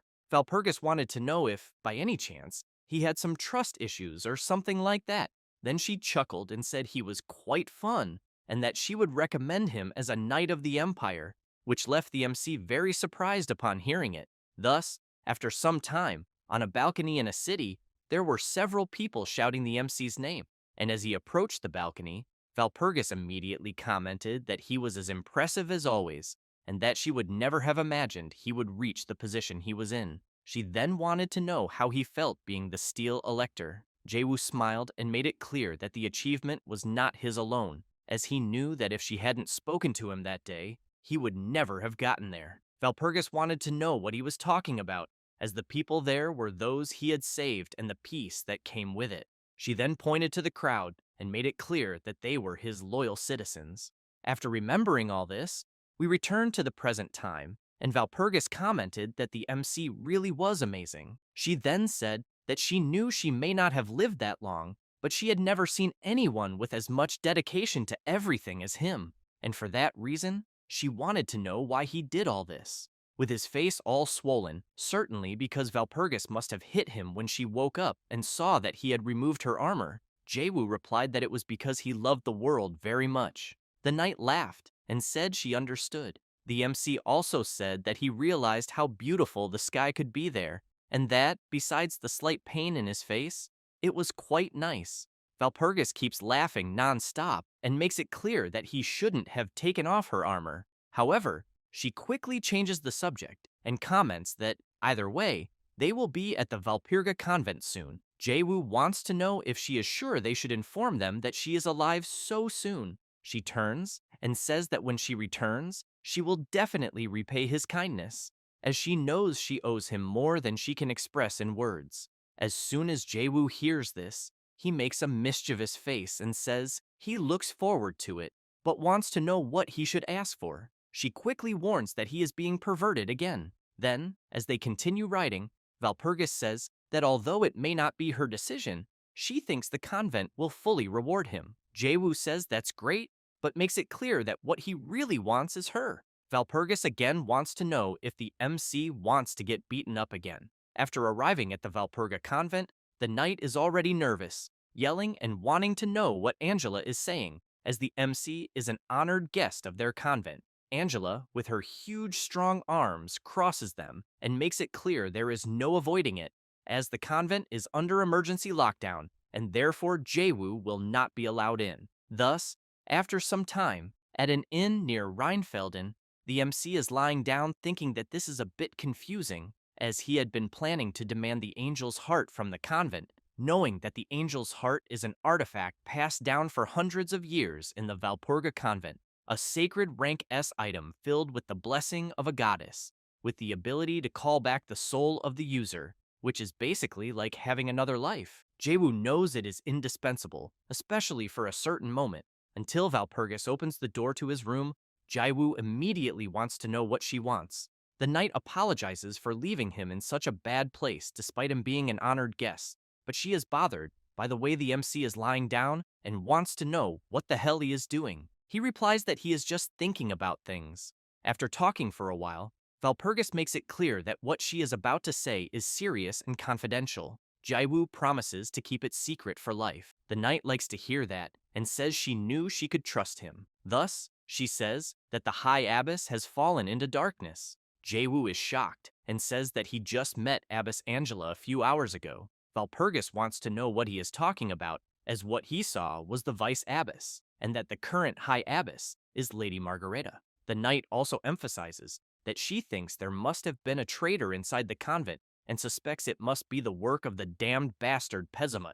While Jayu is shocked, wondering if Margareta is still alive, Valpergus keeps calling him non-stop, and as she keeps asking if he is okay, Jayu thinks that he believed Margareta had died a long time ago, and because of that, hadn't paid attention since then, as he knows she is unmatched in martial prowess in Imperial history and can even subdue low-rank demon kings. She is the icon of strength, and she is also the figure who turned the Valperga convent into a military force, and because of that, he knows they will have to save her. Thus, he quickly stands up. Valpergus wants to know what got into him all of a sudden. Jayu, excited, wants to know if the High Abbess was really struck by darkness. The knight replies yes, and wants to know why he suddenly got so excited. He only replies that they will save her immediately. Valpergus emphasizes that she knows the darkness better than anyone. Back at the Valperga convent, Angela wants to know if the knight told the MC about the darkness. She replies yes, and that she told him everything. Valpergus also points out that Jayu is a trustworthy man, so she suggests to Vice Abbess Angela that she try trusting him just this once. Angela comments that the knight seems to have told the boy quite a lot, until she slams the table hard, which leaves the MC very startled. Thinking that's quite an intense reaction, Angela calls for Valpergus and comments that, as she knows, the incident in question was caused by a traitor, and for that reason, she wants to know if now she wants to trust some outsider. She then makes it clear that he isn't even worth listening to, and therefore asks the knight to escort him out immediately. Valpergus is incredulous at the Vice Abbess's decision and tries to argue, but soon hears the MC calling her, and as soon as she turns, she sees him just smiling and commenting that he heard the High Abbess is in critical condition. Angela emphasizes that it's not a concern for an outsider like him. Jayu smiles and says that he read the Gospel of the Seven Demons.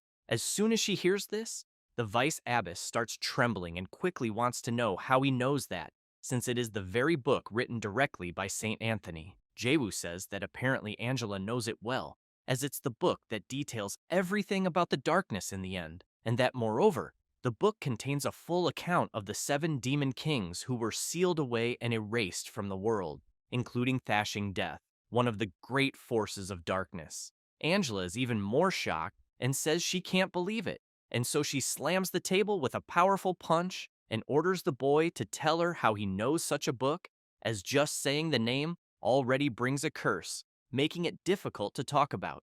Jayu makes it clear that the Vice Abbess should trust him, and that he even understands in great detail how to oppose the darkness. While Angela is thinking about this, the MC makes a sinister face, thinking that he just cornered her with that, until, seeing no way out, Angela replies that fine, but in return, Jayu must take such a secret to the grave. She then stands, approaches the boy, and makes it clear that if he tells this to anyone else, he will regret it. Having said that, she breaks a piece of the table with her bare hands and, with a sinister look, says she will bury the MC at the bottom of a river. Thus, after that, they go to a place where several other people are accompanying them. However, Jayu feels a strange atmosphere and quickly wonders what kind of insane convent this is, especially since Angela broke that table with sheer brute force in her grip. He then starts to imagine what Margareta must be like, as he has never seen her face before, but thinks that judging by the Vice Abbess, Margareta must be 3 times bigger, until Valpergus puts a hand on his shoulder and says he doesn't seem to be feeling well. A little startled, Jayu replies that he's fine, but looking at the other people there, wants to know if Valpergus also plans to get a physique like theirs. She replies that she would very much like to, but her uncle is against it, and so she is holding back. Until they arrive at a door overflowing with dark energy from inside, and Valpergus comments that they've arrived. Angela emphasizes that as the boy can see, the demonic energy is overwhelming and that he is not to lose his head. Angela then turns to the others and orders them to wait there, then says she will open the door, and as soon as she does, the demonic energy starts pouring out even stronger. Jayu is very impressed, thinking about the powerful demonic energy he is feeling, and if that weren't enough, the system warns that everyone there has received mental damage from the darkness. Jayu turns and wants to know if she is okay. She replies that yes, as she has the goddess's blessing, but wants to know if he is. The system warns that the MC's mind is protected from the darkness, so he comments that somehow he thinks he's fine. As soon as they enter the room, Angela says that there is the High Abyss. Jayu is quite impressed, as seeing the person in front of him, he wonders if this really is the person with the most impressive strength in history and the High Abyss of the Valperga convent, Margareta. Seeing a child, Jayu goes crazy and wants to know if the High Abyss was kidnapped. Angela is embarrassed and wants to know what the hell he is talking about. She then asks the MC to take this seriously, as she wants to know why else they would request the help of a mercenary like him. She then becomes furious and, as she starts crying, makes it clear that they have already tried various methods without success, and that he is the last resort. Thus, she grabs Jayu and shouts that they will pay any price if he can save the High Abyss. The MC kicks his legs in the air and asks that she first put him down. He then says that after seeing Margareta in person, he thinks she really does look gravely ill, and he also has in mind that since she is a priestess, the rate at which she is being consumed is twice that of a normal person. Jayu places his hand on the High Abyss's forehead and comments that the black veins reaching her neck are the proof. As soon as the MC removes his hand, he says it's fine and that he thinks there is a way. Angela grabs him again and shouts for him to tell her immediately. The system informs him that he received 50 damage from the grab, so he gets furious and shouts for the Vice Abbess to stop doing that all the time. As soon as Angela lets him go, she tries to calm down while the MC watches her with an annoyed face. But Jayu takes a deep breath and says the method is quite simple, in which they just need to use the convent's sacred relic on the High Abyss. Angela looks at Margareta, and as she starts to run her hand over her face, wants to know if by treasure the MC means the angel's heart. She then says she understands the situation, but emphasizes that with the curse of darkness afflicting the High Abyss, she wants to know if the MC intends to transfer it to another person and have them absorb it, since she knows that divine power and curses are opposites, and that during the transfer, the High Abyss's death would be inevitable. Hence, the need for the angel's heart. Jayu confirms and stresses that the curse is fatal for all clerics, and that therefore, no one in the convent could perform such a method, which is precisely why he is there, just a mercenary. He then makes it clear that, in other words, he is the most qualified person to transfer the curse. That said, he wants to know if his argument isn't convincing enough. Angela takes a deep breath, then apologizes to the boy, but makes it clear that such a method is not allowed, as there is a message from the High Abyss stating the darkness is mine, and no one else will sacrifice themselves in my place. Thus, Angela emphasizes that if anyone does it, it will bring down the entire empire. And with a sinister look, she says that moreover, the curse there is of darkness and its cause and symptoms are unknown, being an incomprehensible curse. She then wants to know if the MC really thinks he would survive that. Standing up, she walks toward the boy and, looking into his eyes with a sinister expression, makes it clear that if he does what he's thinking, the curse will haunt him for the rest of his life. Valpergus agrees with the Vice Abbess and says there is no reason for the MC to sacrifice himself in the High Abbess's place. Jayu replies to Valpergus that he will be fine, and as soon as he turns, he makes it very clear to Angela that he really might be the best option. He then explains that he read the Gospel of the Seven Demons and knows darkness well, and that he is not a cleric and therefore not vulnerable to it, and that he is also just an outsider, as the Vice Abbess herself made very clear. Angela thinks about the boy's attitude, but he keeps asking her to admit she is a little tempted by the idea. Seeing no way out, the Vice Abbess takes a deep breath and says she thinks that as soon as the High Abbess wakes up, she will be in big trouble, but that she knows everything will be fine afterward, so she tells the boy to act as he wishes. After bringing the angel's heart, which revitalizes the user's soul once, Jayu puts the ring on his finger and thinks he should save it to use later. But he knows the opportunity he has is perfect to make the High Abbess an ally. Valpergus, worried about Jayu, wants to know if he really has to do this, as there is still time not to. But the Vice Abbess calls for the knight and holds her. She then makes it clear that the boy is also a man, and that all that's left is to watch and see the outcome. As soon as he prepares, Jayu says he is ready and will begin the ritual. Jayu starts reciting a chant in an ancient language, and as soon as he places his hand on the High Abbess's forehead, he quickly feels the powerful darkness entering his body. Angela and Valpergus are frightened witnessing this. The dark energy grows stronger and stronger, and until, out of nowhere, Jayu is taken to a completely different place, almost as if it were space. Looking around, he wonders if this is the realm of darkness, as it is completely black, until he becomes startled when he hears someone saying they are the one who crouches in the grave and wants to know who dares summon them. Jayu starts shouting, introducing himself and asking the voice he just heard to immediately remove the curse from High Abbess Margareta. While the MC is looking around, the voice begins to laugh and calls him a pathetic mortal, saying he is incapable of even perceiving its form. As soon as Jayu looks up, he is terribly frightened, as he is facing a colossal, enormous eye, almost as if it were a terrifying, incomprehensible entity. The being makes it clear to the MC that it has no business with him and therefore tells him to get lost immediately. Jayu receives a message from the system informing him that his soul is protected. The being is completely surprised and wonders how it cannot extract the soul of a mere human. Jayu gets nervous and tells the darkness to shut up, ordering it to remove Margareta's curse and transfer it to him. The being grows even more impatient, tells the MC to shut up, and warns that if he does not say who he is right now, it will extract the souls that have ever been in the same space as him. Jayu becomes concerned, thinking the being will try to take hostages, but he knows two can play this dirty game too, so he shouts that he read the Gospel of the Seven Demons, which leaves the entity very surprised, wanting to know what he means. Jayu says he traded his dog for it, being from thrashing death itself. The MC continues mocking the entity, saying he thinks it is probably selling cheap to other sages at the moment. He then makes it clear that if the entity keeps insisting on this, he thinks even the color of its underwear will be exposed. The darkness replies that fine, it will grant the boy's request. Jayu thinks he managed to trick the entity, but the darkness says there is a condition for that. Jayu shouts that this is exactly what he wanted, but is soon very surprised by the system screen that appears in front of him, as it is a mission in which he will have to eliminate all the demon kings supported by thrashing death.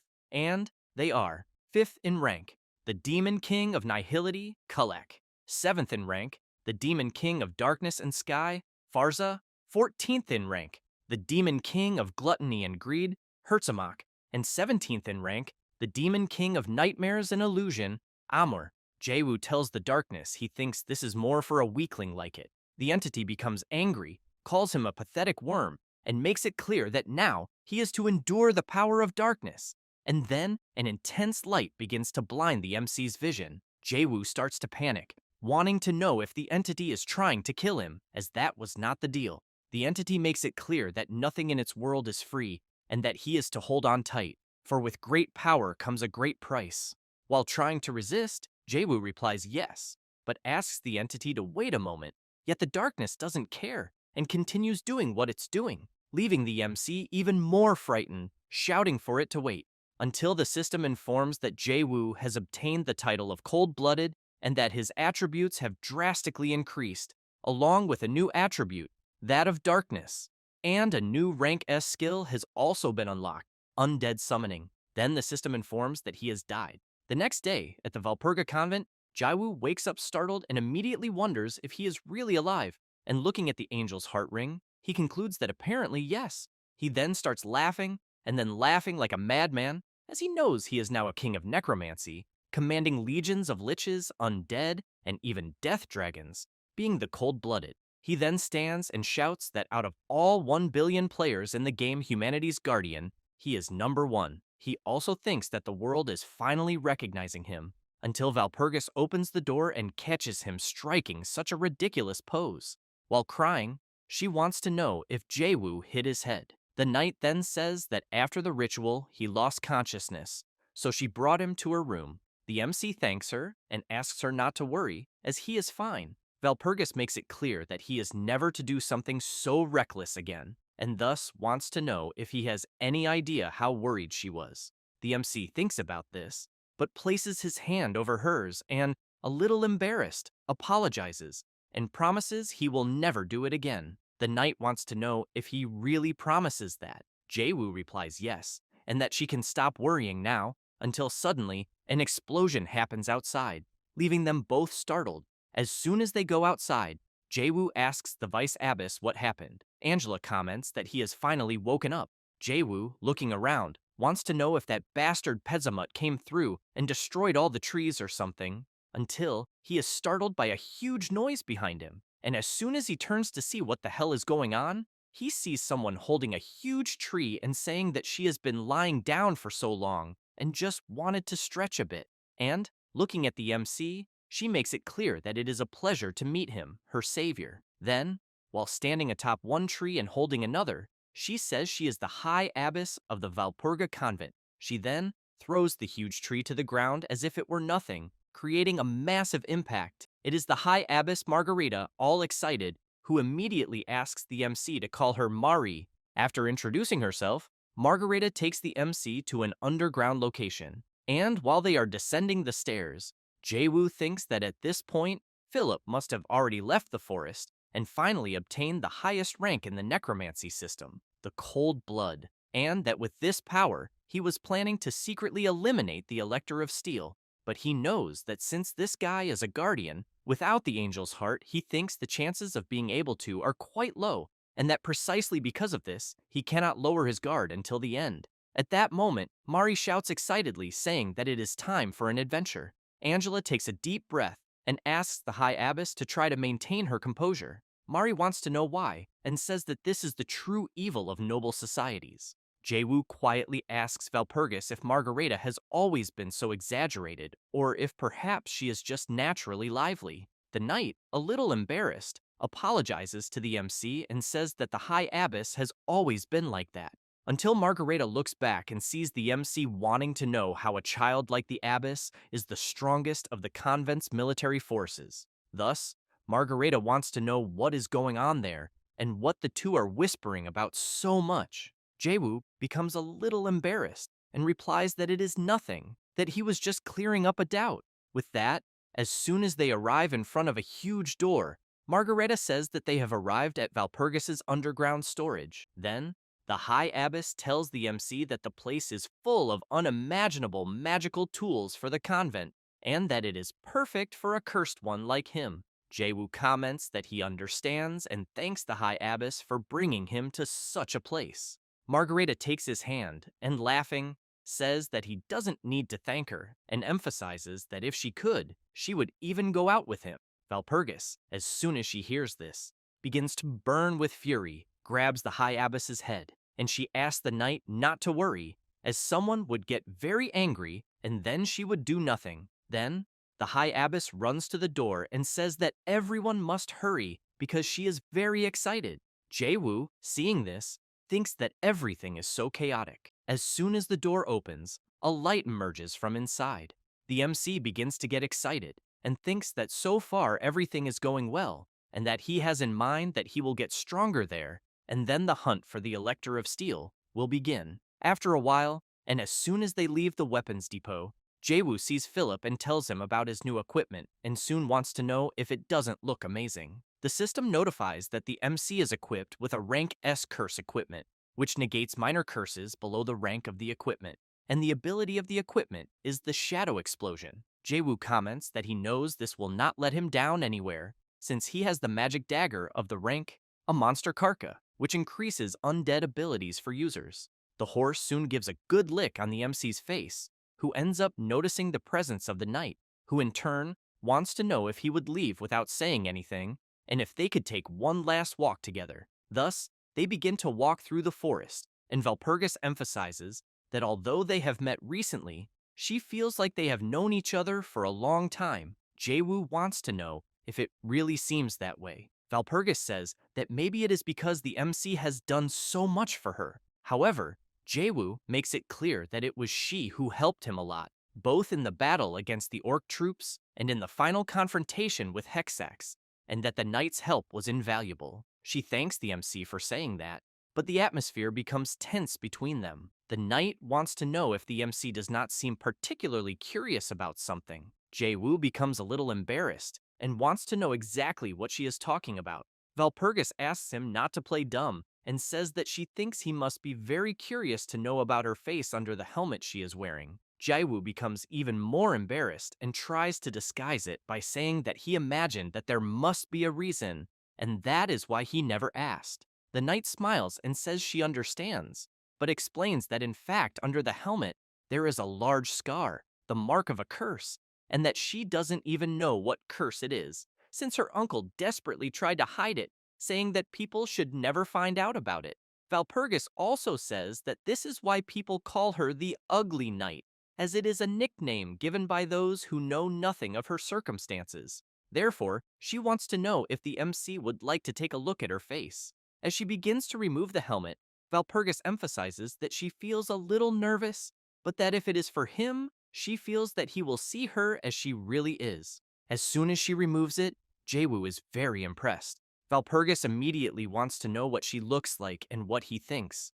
Jayu puts his hand over his mouth, unable to believe what he is seeing, and she, embarrassed, asks him to say it quickly. Jayu is completely flustered, lost in her beauty, and then apologizes for the delay and says that he is paralyzed by her beauty. She wants to know if he is serious, as hearing that from him makes her much more relieved. But the MC thinks that no way this happened, since he has in mind that he has seen Valpergus in all his playthroughs, but she never revealed her face before. Then, the knight tells the MC that there is something she wants to give him. Jayu becomes even more embarrassed and, very nervous, asks what it would be. Thus, the knight shows a necklace and explains that it is a treasure of the House of Bayern, passed down by her uncle. Jayu wants to know why she wants to give him something so valuable. She replies that it is a symbol, to symbolize that she will always be with him. Very impressed with her gesture, the MC carefully observes the necklace in his hand and makes it clear that he will cherish it greatly. Valpergus wants to know if this is then a promise, but Jayu turns away even more embarrassed and comments that he thinks he is already late and that he has to leave. The knight replies that it is fine and wishes him luck on his journey. The MC points ahead and asks her to go first, but she insists that he must go first. Philly just watches, irritated at the two arguing over who will go first.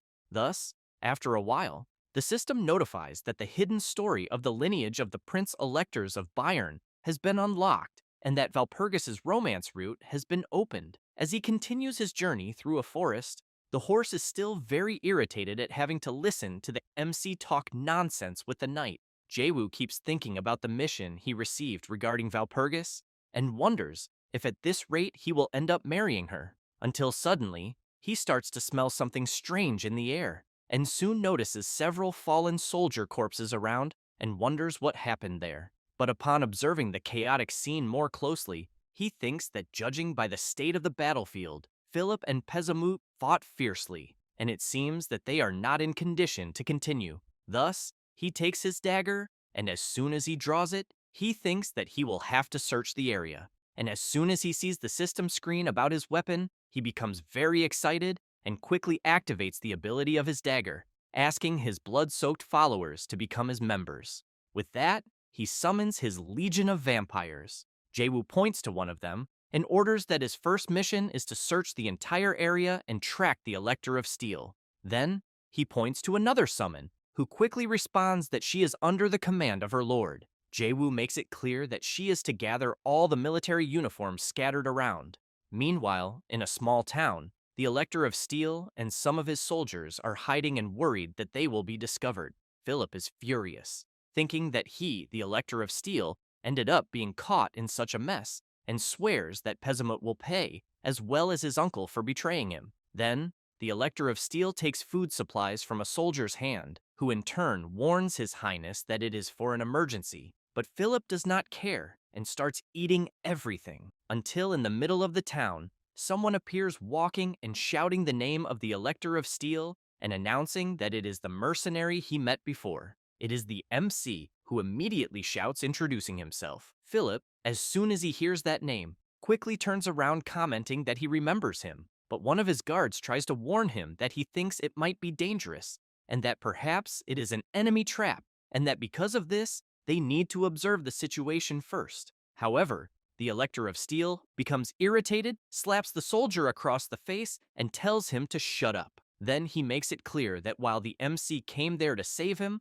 he wants to know what the hell they were doing the whole time. Next, he emphasizes that they are pathetic worms not even worth living, and that they will all be demoted to subordinates of the MC when all this is over. At that moment, a door opens, and as soon as the Elector of Steel sees the MC accompanied by his summons, he crouches down and says he was hiding there. Jayu laughs and says that he missed him, and that he fought in the deep forest to get to him. Philip is amazed by the MC's attitude and quickly thanks him for bringing such reliable reinforcements, and that, moreover, Jayu is the only one he can count on, and that he will make sure he is rewarded. Jayu gives a sinister smile and makes it clear that this will not be necessary. Thus, his summons quickly eliminate the Elector of Steel's guards, leaving him perplexed at the scene. Jayu begins to laugh sinisterly and says that he will no longer need his highness. Philip stands before the MC and his summons and, while releasing his aura and preparing to draw his sword,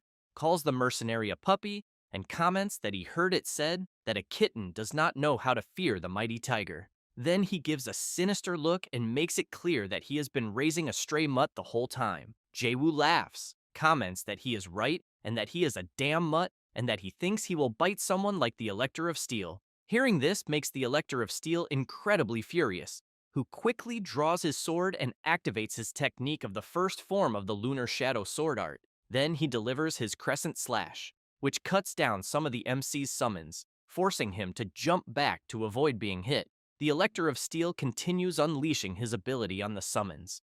Jayu thinks this was already expected, as he knew the vampires could not handle Philip alone, and, observing some of their bodies lying on the ground, keeps in mind that if he continues fighting like this, he will only waste his mana. Then he turns and orders some of his summons to retreat immediately. Philip wants to know if the MC feels a bit of pain watching his little lackeys die right before him. Jayu begins to release some of his power and makes it clear that he is not like a certain someone. Then, as the Elector of Steel comes at him with full force, Jayu emphasizes that his heart is as vast as an endless plain. Thus, the two begin to fight frenetically, and each of them apparently seems quite excited by the clash. Jayu grabs a chair and throws it in front of the prince, who quickly shatters it with a single strike and, in the blink of an eye, completely slices the rest of it, causing the pieces to hit the MC, who thinks that this is the Elector of Steel, and that the sword style he used and admired hurts a lot.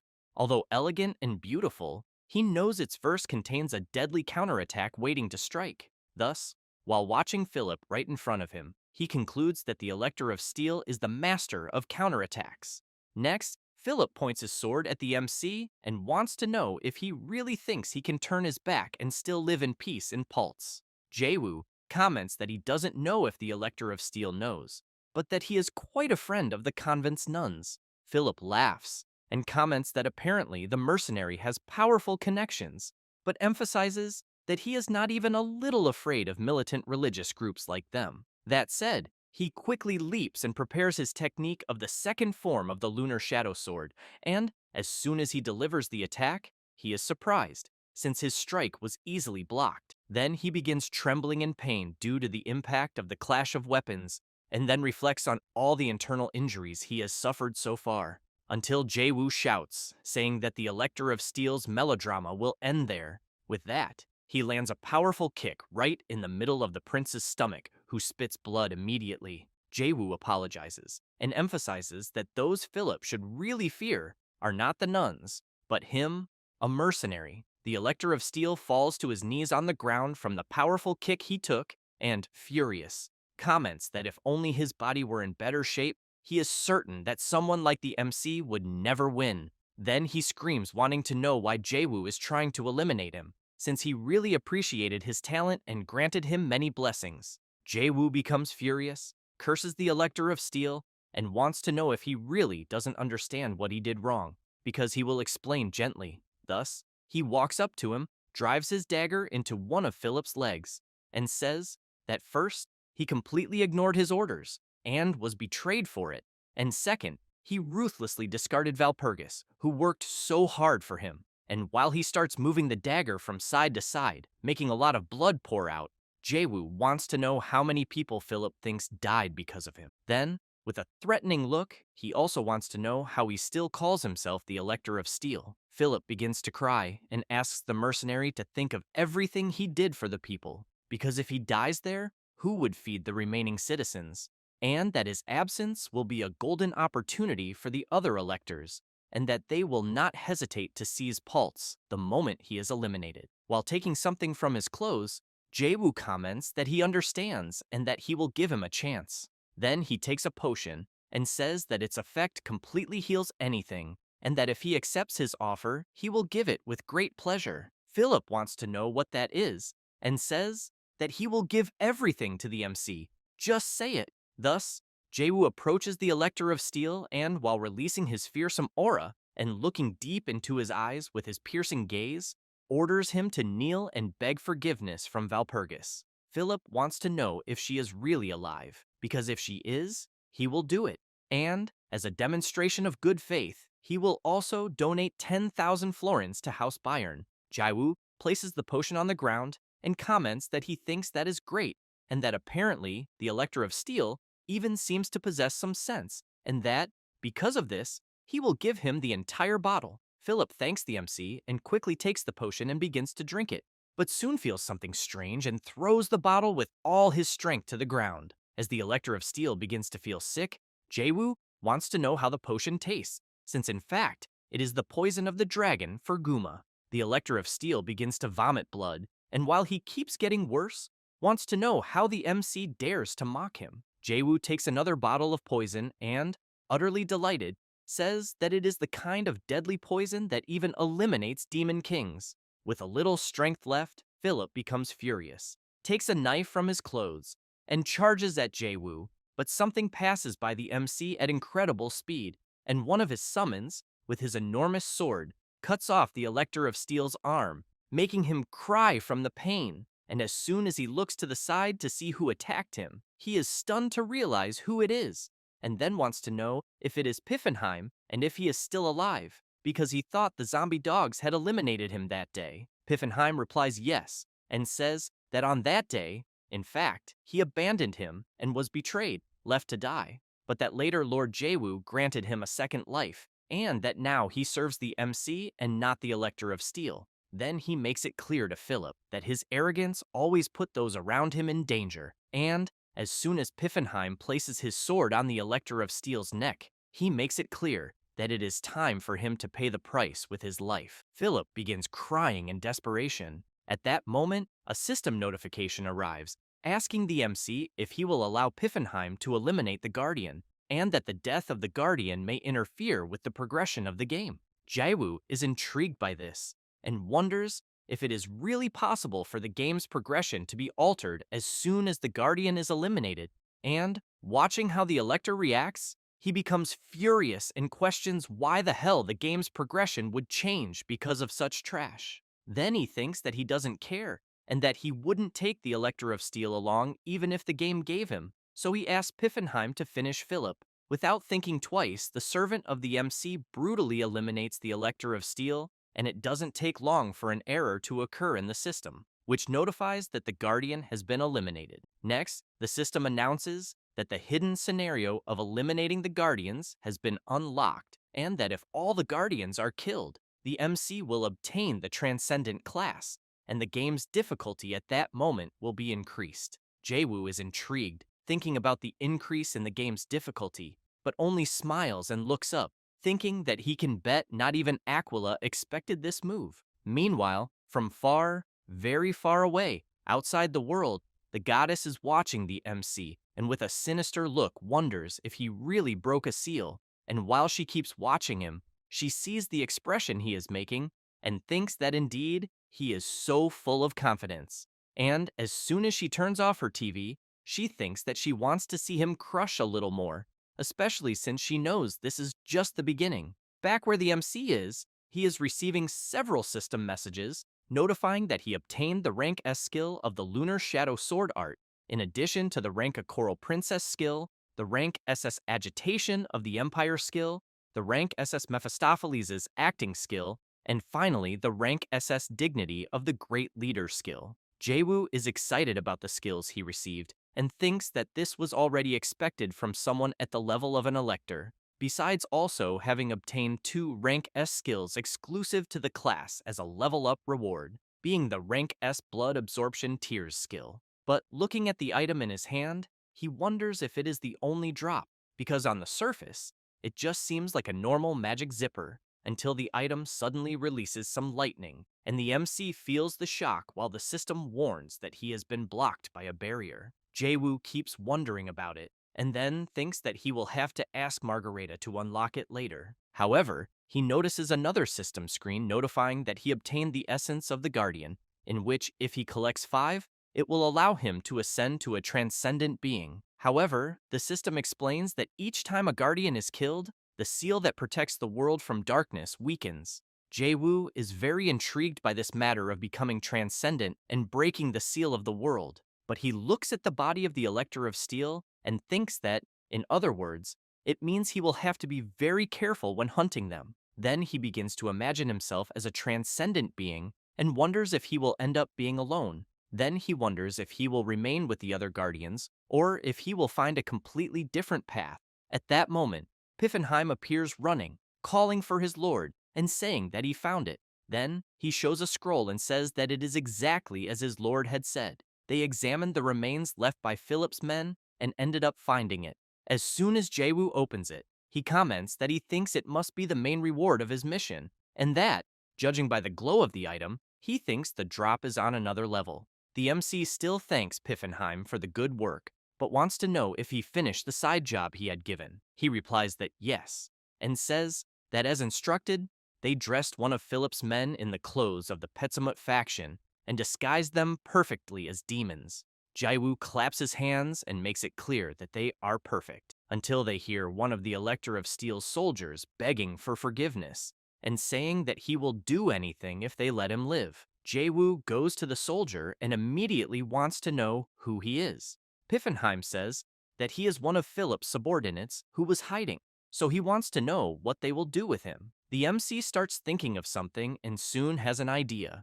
And seeing the soldier saying that he will do anything to have his life spared, Jayu smiles and, very excited, comments that he eagerly hopes Petsamut really appreciates his gift. Meanwhile, in another place, an army is marching and the Royal Guard Lawrence, captain under the direct command of Roland, is leading the soldiers until he notices something that catches his attention, since he is seeing several soldiers of Petsamut. Then he shouts, ordering all the troops to stop.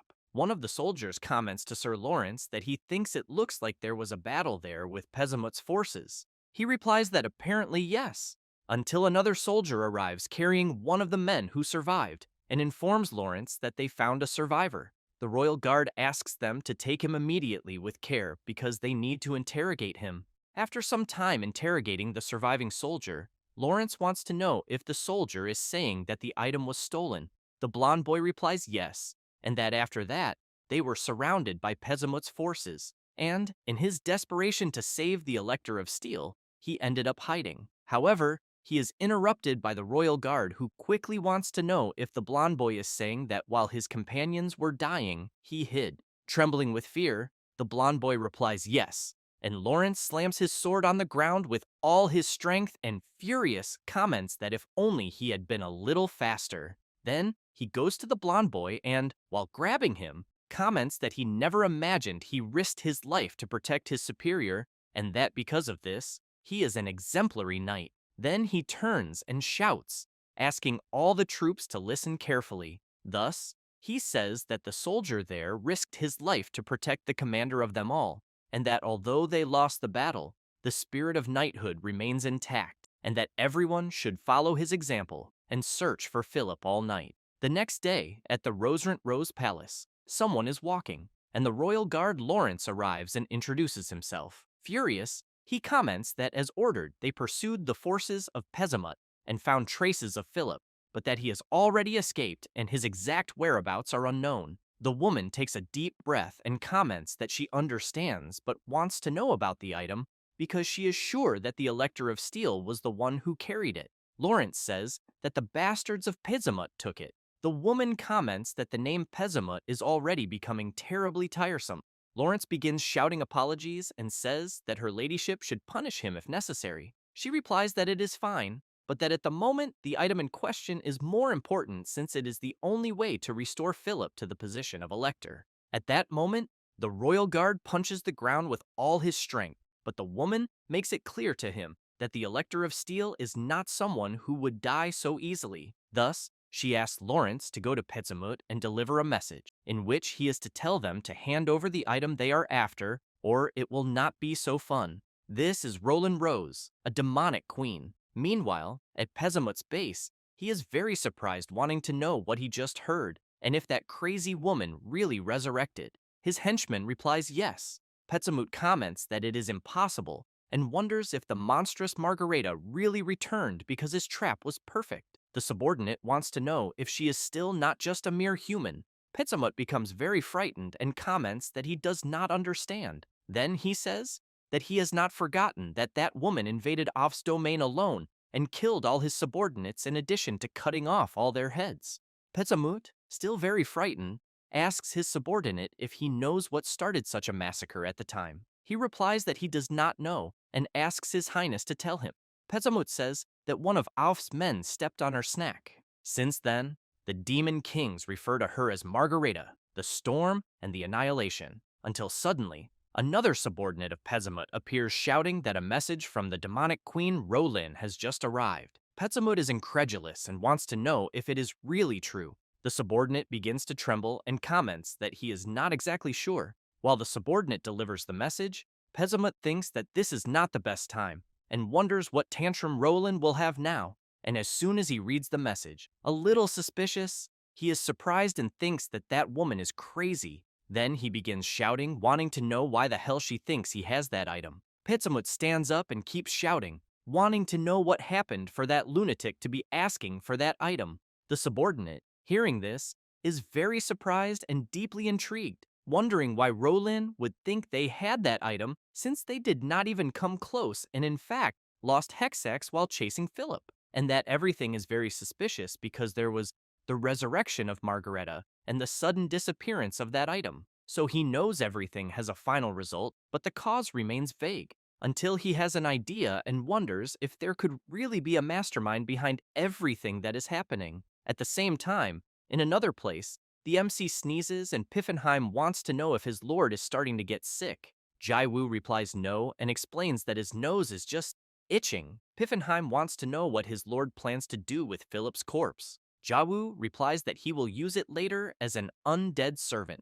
Piffenheim comments that it is a fitting fate for an elector and that he is quite eager to see it. Jayu takes an item in his hand and comments that leaving all that aside, what matters most is there, the Golden Imperial Edict. And as soon as he opens it, the system informs that the Golden Imperial Edict is a document stamped with the golden seal of the Empire, and that it serves as proof of the authority of an elector. Then he thinks that he would never have imagined having both Philip's corpse and the Golden Imperial Edict in his hands. Thus, he calls for Piffenheim, who quickly responds to his lord's call. While holding the Golden Edict, Jayu begins to tremble all over, and then shouts, saying that now the world will be his. Piffenheim shouts too, asking for long life to his lord. After a while, in another place, some people are traveling with a caravan, and a man comments to the merchant guild leader that this time he profited a lot. He laughs and replies yes, and says that with the economic blockade order, this is his last chance, and that they will have to get everything they can. And while emphasizing that they will drink until they drop dead when they return, some people are spying on them from the top of a tree, until an arrow hits the merchant guild leader squarely, leaving his partner in shock seeing it. It doesn't take long, and the people who are hiding in the trees begin to jump down and shout that they are to plunder everything the merchants have. The guards quickly position themselves and shout that they are under attack and that everyone is to grab their weapons. And a battle begins. The bandit leader comments to the merchants that they did a lot and that he thinks that must be why they negotiated with Roland. The merchant guild leader's partner wants to know what the hell the bandit thinks he is doing and if they even know where the money goes. However, the man does not care, and while breaking the soldier's defense, he wants to know what that matters to them. His attack was so strong that he ends up throwing the guard leader hard against a tree and, without wasting time, strikes a blow with all his strength next to his head. And with a sinister expression, he makes it clear that if the man has a problem, he should go cry to Valpergus and also to her uncle. Meanwhile, Valpergus is tending to the MC's wounds, who in turn, all embarrassed, comments that it hurts a little. She asks him to stay still but wants to know where he got so hurt, until suddenly, Margareta bursts through the door and sees that the MC has returned, which leaves the two of them quite embarrassed since they were alone there. Margareta becomes intrigued by something, and as soon as she notices, she shouts saying that Valpergus removed the helmet. After sitting down and starting to drink her beverage, the High Abbess makes it clear to Valpergus that she will cause a heart attack in an old woman like her at this rate. The knight smiles and apologizes to the High Abbess. Then Margareta emphasizes that she understands that feeling of not wanting to hide one's true self, and then wants to know if that is not how a woman's heart is. Valpergus gives an awkward laugh and replies yes. Margareta approaches the MC and asks him to take very good care of Valpergus, but then changes her expression to a sinister one and makes it clear that if he ever makes Valpergus shed a single tear, she will break him in half. Then she wants to know if he had said that Philip is dead. He replies yes, and says that his corpse is now in the custody of his subordinate. Margareta takes a deep breath and comments that then the Elector of Steel is dead. Jayu wants to know if that is a problem. She replies no, and with her frightening expression, says that she really wanted to be the one to finish him. Jayu is quite scared by the pressure he feels coming from the High Abbess, and concludes that it really was better for Philip to have died by his hands. Then Jayu turns and, while taking something from his bag, comments that he has a gift for the High Abbess. Then he gives her some bags of gold coins and says that it is what he collected from the remains of Philip's soldiers. Thus, he emphasizes that with the money, she can buy any snack she wants. Very impressed, Margareta wants to know if the MC is some kind of saint of compassion or something like that. The High Abbess also comments that suddenly he started to look more handsome, but he asks her to stop that immediately until Valpergus notices something and, looking at the MC's things, wants to know what those bundles of paper are. Jayu says that they are letters exchanged between Philip and Roland, and that it seems Roland was trying to make Philip emperor, and that the relationship of the current emperor with Roland is bad because of fiscal issues. The High Abbess confirms and emphasizes that it is just like the current economic blockade order. Jayu becomes confused and wants to know what that economic blockade order is. Margareta wants to know if he didn't know. Then she says that the emperor is confiscating assets from all merchant guilds linked to Roland, and that because of this, the houses of the nearby knights are in turmoil, and that is why House Ritter attacked the Ignis Merchant Guild. Margareta emphasizes that thanks to that, her poor Valpergus was going through a lot of mental stress. Valpergus tries to stop the High Abbess from saying anything, and she realizes she said too much. But Jayu wants to know if something is wrong. The High Abbess becomes very embarrassed, but Valpergus says it is fine, and says that she will explain. Later, in the MC's room, he is thinking that this became such a tangled mess because he would not have thought that the Emperor's economic blockade would turn into a great confrontation with the Elector of Bayern, until Jayu becomes startled when he hears Valpergus opening his room door and calling him. After entering and sitting, she becomes a little embarrassed and says that she would like the MC to forget everything he heard earlier, because that originally had nothing to do with him. Jayu makes it clear that he cannot do that, since if it is something involving her, he wants to help her. She thanks him, but emphasizes that the situation has become too big. Then she explains that if she receives his help in this matter, she will also feel very guilty. Jayu reflects on this and thinks that he knows Valpergus is trustworthy, but at the same time, he knows that she still lacks experience and her heart is too soft. Then he takes her hand and says that indeed, this is too big a matter for a mercenary like him. She replies yes, and that this time she thinks he will not be able to help her. But Jayu interrupts her and makes it clear that he still wants to help. He then emphasizes that mercenaries can still be useful in their own way. Valpergus laughs and comments that only he would make jokes at a moment like the one they are going through. He still emphasizes that besides all that, he is quite confident, which leaves her confused, wanting to know what he means. The next day, he is walking through the convent and the nuns are watching him. As soon as he arrives at a door, he bursts it open and calls for Margareta. She is startled because she was caught eating several snacks. He shows her the magic zipper that Philip had and wants to know if she is not curious about the countless gold coins inside it. Then he shouts that if she opens it immediately, he thinks the reward may be doubled. Then he wants to know if she wants to try. She shouts excitedly, saying she will triple it.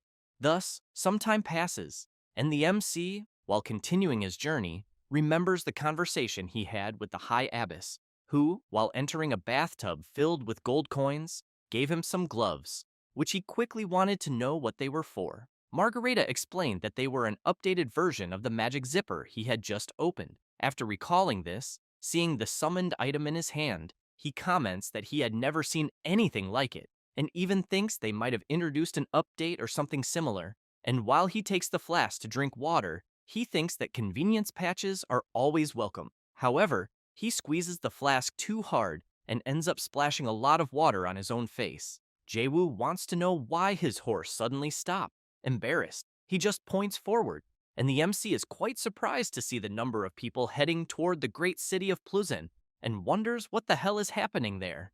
Upon reaching the entrance, Jayu celebrates that he has finally arrived, and as soon as he sees a crowd of people in line and a guy shouting that the estimated waiting time was 3 hours, Jayu thinks there's no way he's waiting in line for 3 hours, until he turns around startled by another guy shouting, welcoming everyone to the city. Jayu comments that the place is exactly as he remembers, and, observing some people, thinks that Pluzin is a city where many different races live together, and that the great they are referring to is the demon king Kubalt, since he knows Kubalt played an important role in the unification of cultures through his vast knowledge and eloquence, and that he is also considered the main pro-human demon king after Roland. Furthermore, he is an important figure who will help with his case, and, therefore, he knows he needs to meet him no matter what, until he hears someone calling him and turns to see. It's a goblin, who quickly comments that the MC possesses a remarkable aura. Jayu immediately wants to know if the goblin knows him. He replies no, but says that the aura of the MC is too strong to be ignored. Jayu opens his system and wonders if this could be because of his great leader's dignity skill. The goblin wants to know if it's the MC's first time in Pleasant. While observing his skill in the system, he sees that it increases charisma and divine presence as his proficiency rises. Then he thinks that this is not bad and could be useful in the future. Jayu tells the goblin that he is there to see Kubalt. He is amazed and comments that this was already expected of someone as remarkable as the MC, and that it feels almost as if two great leaders were together. Then he turns and says that he also has business with Kubalt and asks the MC to follow him. After arriving at Kubalt's castle, they head to the reception hall. The goblin asks the MC to wait there and that tea will be served soon. Jayu sees in his system that his skill has increased and that people are starting to recognize his charisma, and he wonders if only now he reached level 1 and how the goblin recognized him. But while stretching, he thinks that this is not important at the moment. Jayu looks to the side and sees a sculpture of Kubalt and thinks that he is still a narcissist as always, since the artwork was modeled after himself, until he gets startled by hearing the goblin saying that his tea has arrived. Then he gives an awkward laugh and apologizes for scaring the MC. Jayu asks the goblin to announce himself next time. The goblin also comments that, as the MC can see, he is a monster. Jayu, still intrigued, changes the subject and wants to know what brings the goblin there. He says he is there to register his marriage with Kubalt, and, while starting to tremble, the goblin emphasizes that his relationship is very affectionate. Jayu thinks that once again he is seeing this. Then he remembers earlier, while he was in the city and everyone else called Kubalt the Great, but only the goblin there referred to Kubalt as he. Therefore, he thinks it is better to test him. And as soon as he notices a ring on the goblin's finger, he comments that it must be a wedding ring. The goblin comments that apparently the MC recognized him and that this was already expected, but says he invested 10 years of his salary in the ring. Jayu asks if he is really serious, but comments that his acting is quite impressive, saying this while calling the goblin Kubalt. The goblin looks at his ring and wants to know what the MC means by that. Thus, Jayu wants to know if the ring is not the ruby ring that Kubalt keeps, and that, besides that, him saying he seems remarkable when he is relatively unknown was also suspicious. And above all, nobody calls themselves the Great.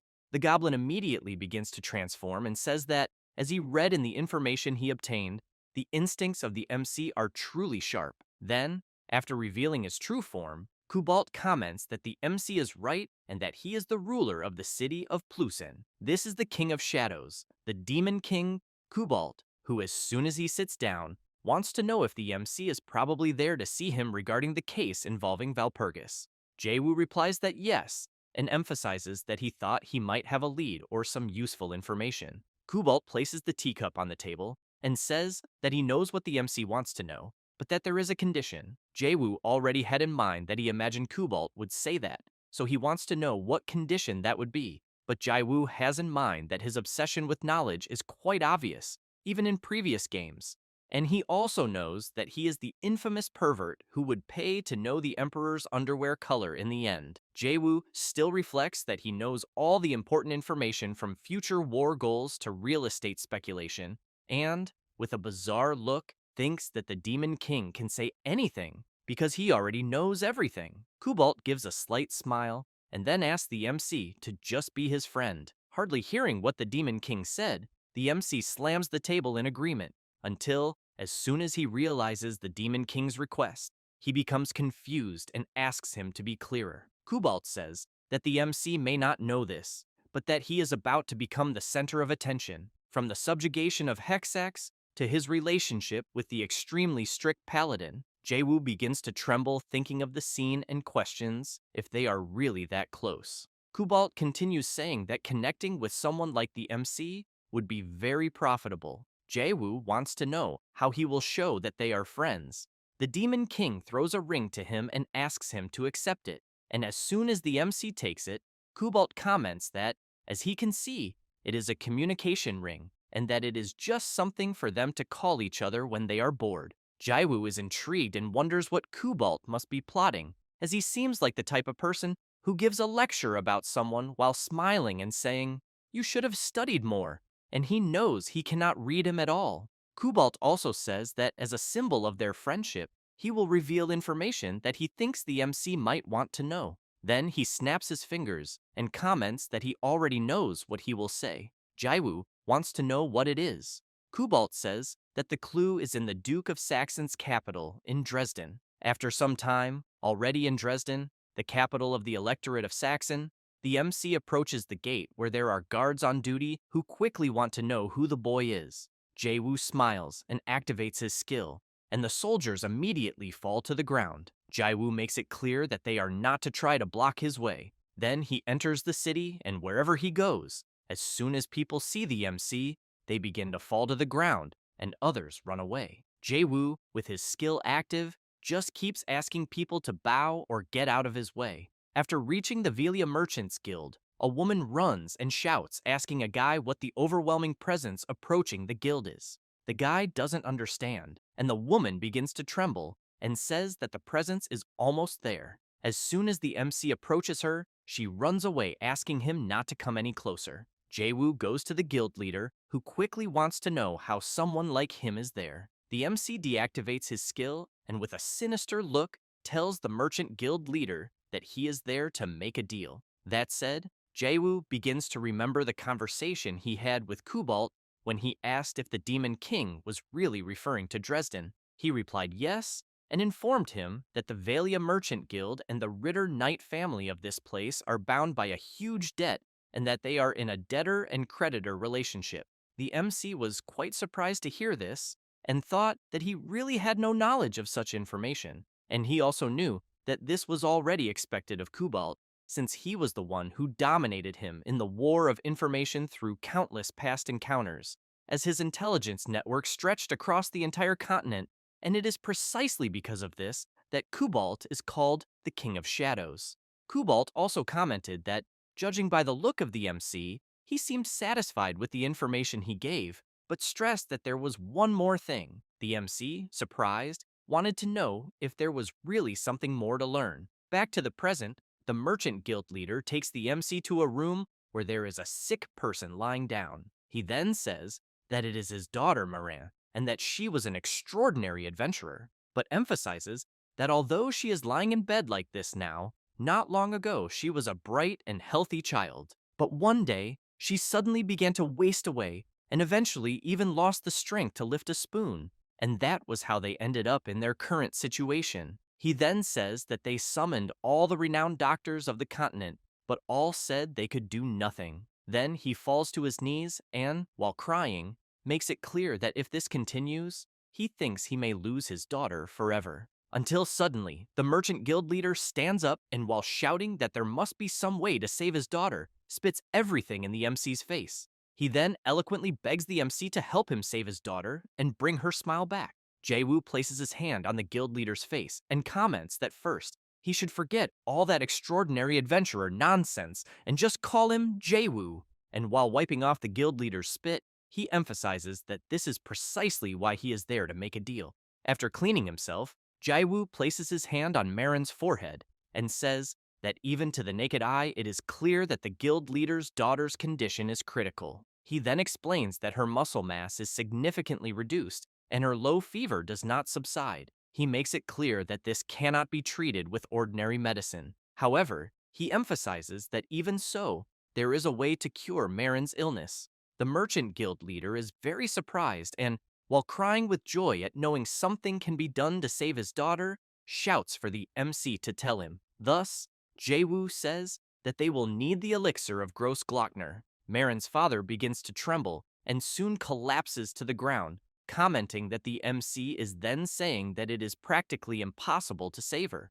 Jayu replies yes, because of the type of place where Gross Glockner is, and that in this world, it is just another way of saying it is impossible. The Merchant Guild leader has in mind that the canyon of the demonic dragon Gross Glockner is a huge gorge famous for its breathtaking scenery, located in the southeastern part of the empire, being the territory of the demonic dragon Schwarze Teufel. He also knows that although few ancient dragons remain on the continent, the power of Schwarze Teufel is immeasurable, and that not even the demon kings can easily deal with him, and that the canyon he rules is infested with countless demonic beasts. As he begins to despair, the Merchant Guild leader also thinks that, simply put, it is a deadly place for both humans and demons, being a hopeless challenge for any ordinary person. However, Jayu smiles, places his hand on the leader's shoulder, and asks him not to worry, saying that he will go there to help him. The guild leader is very impressed with what the MC has just said. Then Jayu activates his Mephistopheles acting skill, and with it, he can deceive and mock his opponents. The leader begins to shout, saying that if someone has to go, it has to be himself. But Jayu makes it clear that what the leader's daughter needs at the moment is not an elixir, but the heartfelt love of her own father. The leader immediately begins to cry even more upon seeing the concern of the MC. While the leader wants to know what he can do to help, Jayu smiles and soon begins to put on an act saying that it is not complicated, since he heard that the Ritter family has a huge debt with the Valia Merchandise Guild. Then he wants to know if he could assume that debt. The leader is stunned by this request, but Jayu quickly grabs him and makes it clear that it will be for the sake of his only daughter. The leader looks at his daughter in such a condition and soon begins to remember her when she was so happy. Then, seeing no way out, he replies that fine, he will accept the MC's deal. Thus, Jayu goes to the canyon and, looking around, comments that the night is perfect for a climb. He also sees that the view is absolutely spectacular. He picks a flower and comments that it is quite large. Then, he shows it to Philly and asks if he knows what it is. The horse gives the flower a good sniff, while the MC says that it is a precious medicinal herb that only grows there. Then he asks Philly to listen carefully to what he is about to say. Thus, he explains that the place there, thanks to its excellent guards, no evil human or demon can enter. With that, the system informs that the horse's attributes have drastically increased. Jayu continues saying that even the wild grass throughout the canyon is infused with the demonic dragon's mana, and that outside that place it is considered a rare medicine. And as soon as he picks up some soil from the ground, he shouts, saying that, in other words, even a handful of soil from there is pure treasure. With that, he runs back and forth talking about medicinal herbs here and there, and that every bit of soil is worth gold, and that he knows not only can he save the merchant guild leader's daughter, but he can also make money. And as soon as he eats some of the grass, he comments that even it tastes great, until suddenly someone throws a stone at his head, making him turn around furiously, wanting to know who the hell did that. And soon he sees a goblin asking the human to get out of there. Jayu is startled, since he sees several goblins in front of him, very angry, warning that the land belongs to them. However, after a while, I don't know what the MC did to them, but they are all cultivating the soil very sadly, while Jayu is sitting drinking very relaxed, until he sees one of the goblins do something that the MC quickly notices. Then he shouts, saying that he had not told them to dig directly. Thus, he shows an example and asks them to do it neatly and cleanly and not to damage the roots when pulling them out. And while the goblins are afraid of him, Jayu still makes it clear that if they continue to do such sloppy work as they are doing, he will push them all back into their graves again. Then, he shouts loudly if they are listening well. Let's rewind to an earlier moment when the goblins had surrounded the MC and he was a little scared. And without thinking twice, the goblins quickly rushed at him. Jayu activated his blood tear absorption skill, brutally sucking the blood of the creatures coming his way. After doing this, he breathes in relief and, seeing the eliminated bodies of the goblins, calls them idiots and questions why the hell they bothered him. With that, the system warns that the proficiency of the MC's blood tear absorption skill has increased. Then Jayu orders the corpses to stand up immediately, thus creating a legion of summoned goblins. Jayu enjoys this very much, and, while clapping, comments that it is truly excellent. Back to the present, Jayu, while drinking, wants to know again why they attacked him since they had no chance of winning. So he asks if Kururak does not agree. He replies that indeed yes, and explains that they failed to recognize the true strength of his majesty. Kururak also emphasizes that they, the useless ones, thank the MC for sparing them and taking them in. Jayu asks him to forget that because he should be the one thanking, since they are working hard, and that anyway he wants to know if besides them, hobgoblins, what else lives there in the canyon. Kururak says that in the canyon, besides them hobgoblins, there are countless other monsters, being werewolves, worms, giant centipedes, and many ogres. Jayu comments that apparently Kururak memorized everything, and that he knew keeping him by his side was the right choice, until he hears his communication ring making a noise, and, as soon as he answers, Kubalt wants to know if he has already forgotten about the communication ring he received. Jayu comments that he had almost forgotten. Kubalt wants to know if the MC is in Gross Glockner. Jayu thinks that the Demon King is sharp as always, so he replies that the weather is pleasant, along with the fresh breeze and the beautiful moon. Kubalt comments that he understands and says that his city of Pluzen is also lively, preparing for the next festival, and that he thinks if the MC has time, he should visit. Jayu replies that if time allows, he will stop by. The Demon King comments that he heard Valpergus recently visited Ritter. Jayu wants to know what he means and how things went. Kubalt says that it was just as the MC thought. They demanded an extraordinary settlement fee and also threatened to seize the goods that would be traded with Roland, and that, in short, it was all unilateral and unfair. Jayu calls them bastards and comments that they are starting to cross the line. Kubalt emphasizes that the MC can bet this is only the beginning. Jayu asks the Demon King to tell Valpergus to stop acting in agreement despite accepting the terms, and that he should buy as much time as possible. Kubalt replies that fine, he can do that. After all, that is the kind of relationship the MC and he have. Jayu makes it clear that when he returns, he will ensure Kubalt is well rewarded. He laughs and replies that he looks forward to it.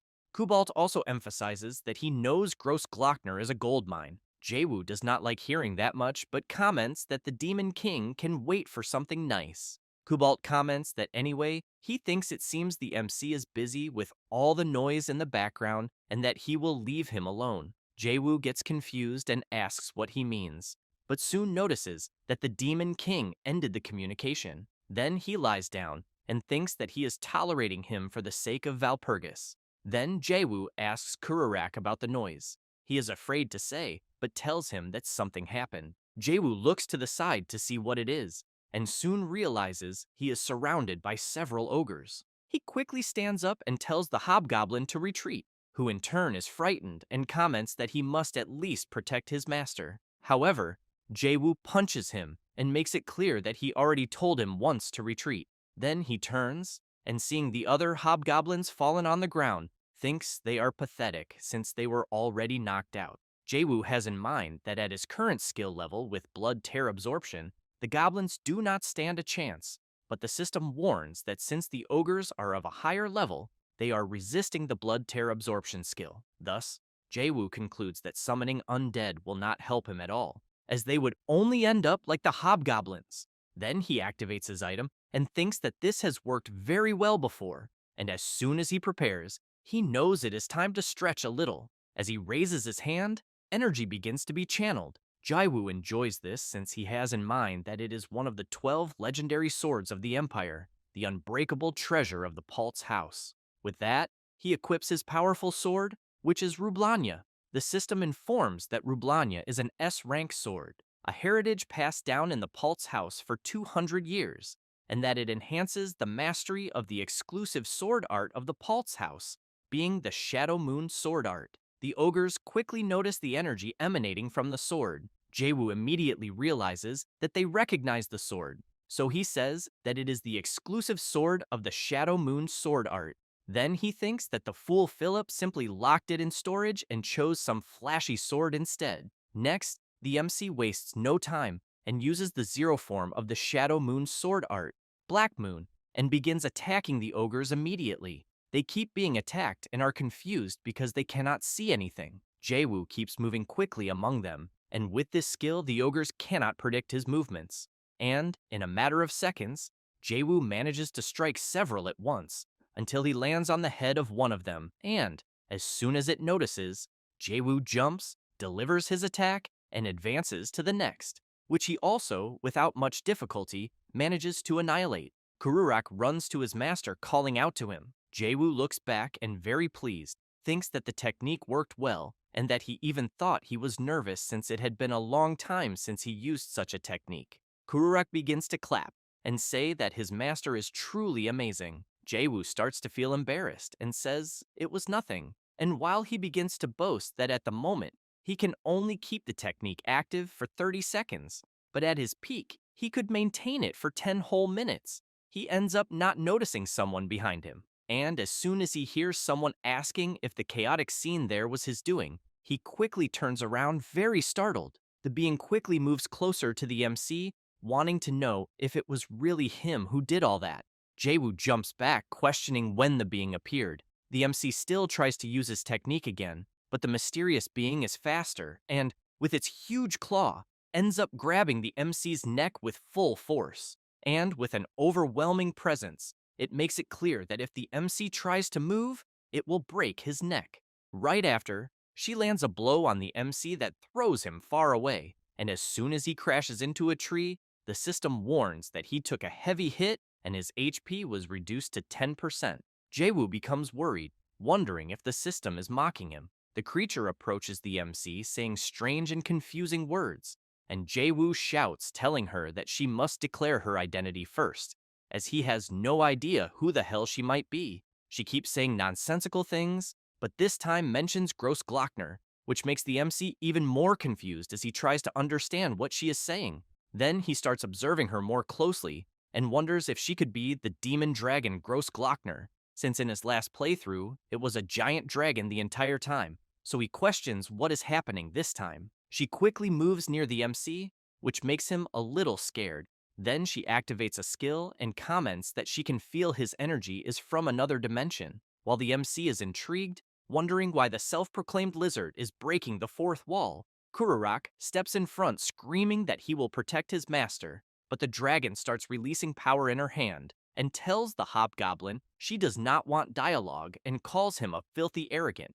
And as soon as she prepares to strike her attack, the MC screams in fear, asking her to wait a little. She makes it clear that question and answer are completely useless, says this, and launches her attack. But Jayu shouts that if he dies there, she will die too. With that, she halts her attack at the last second.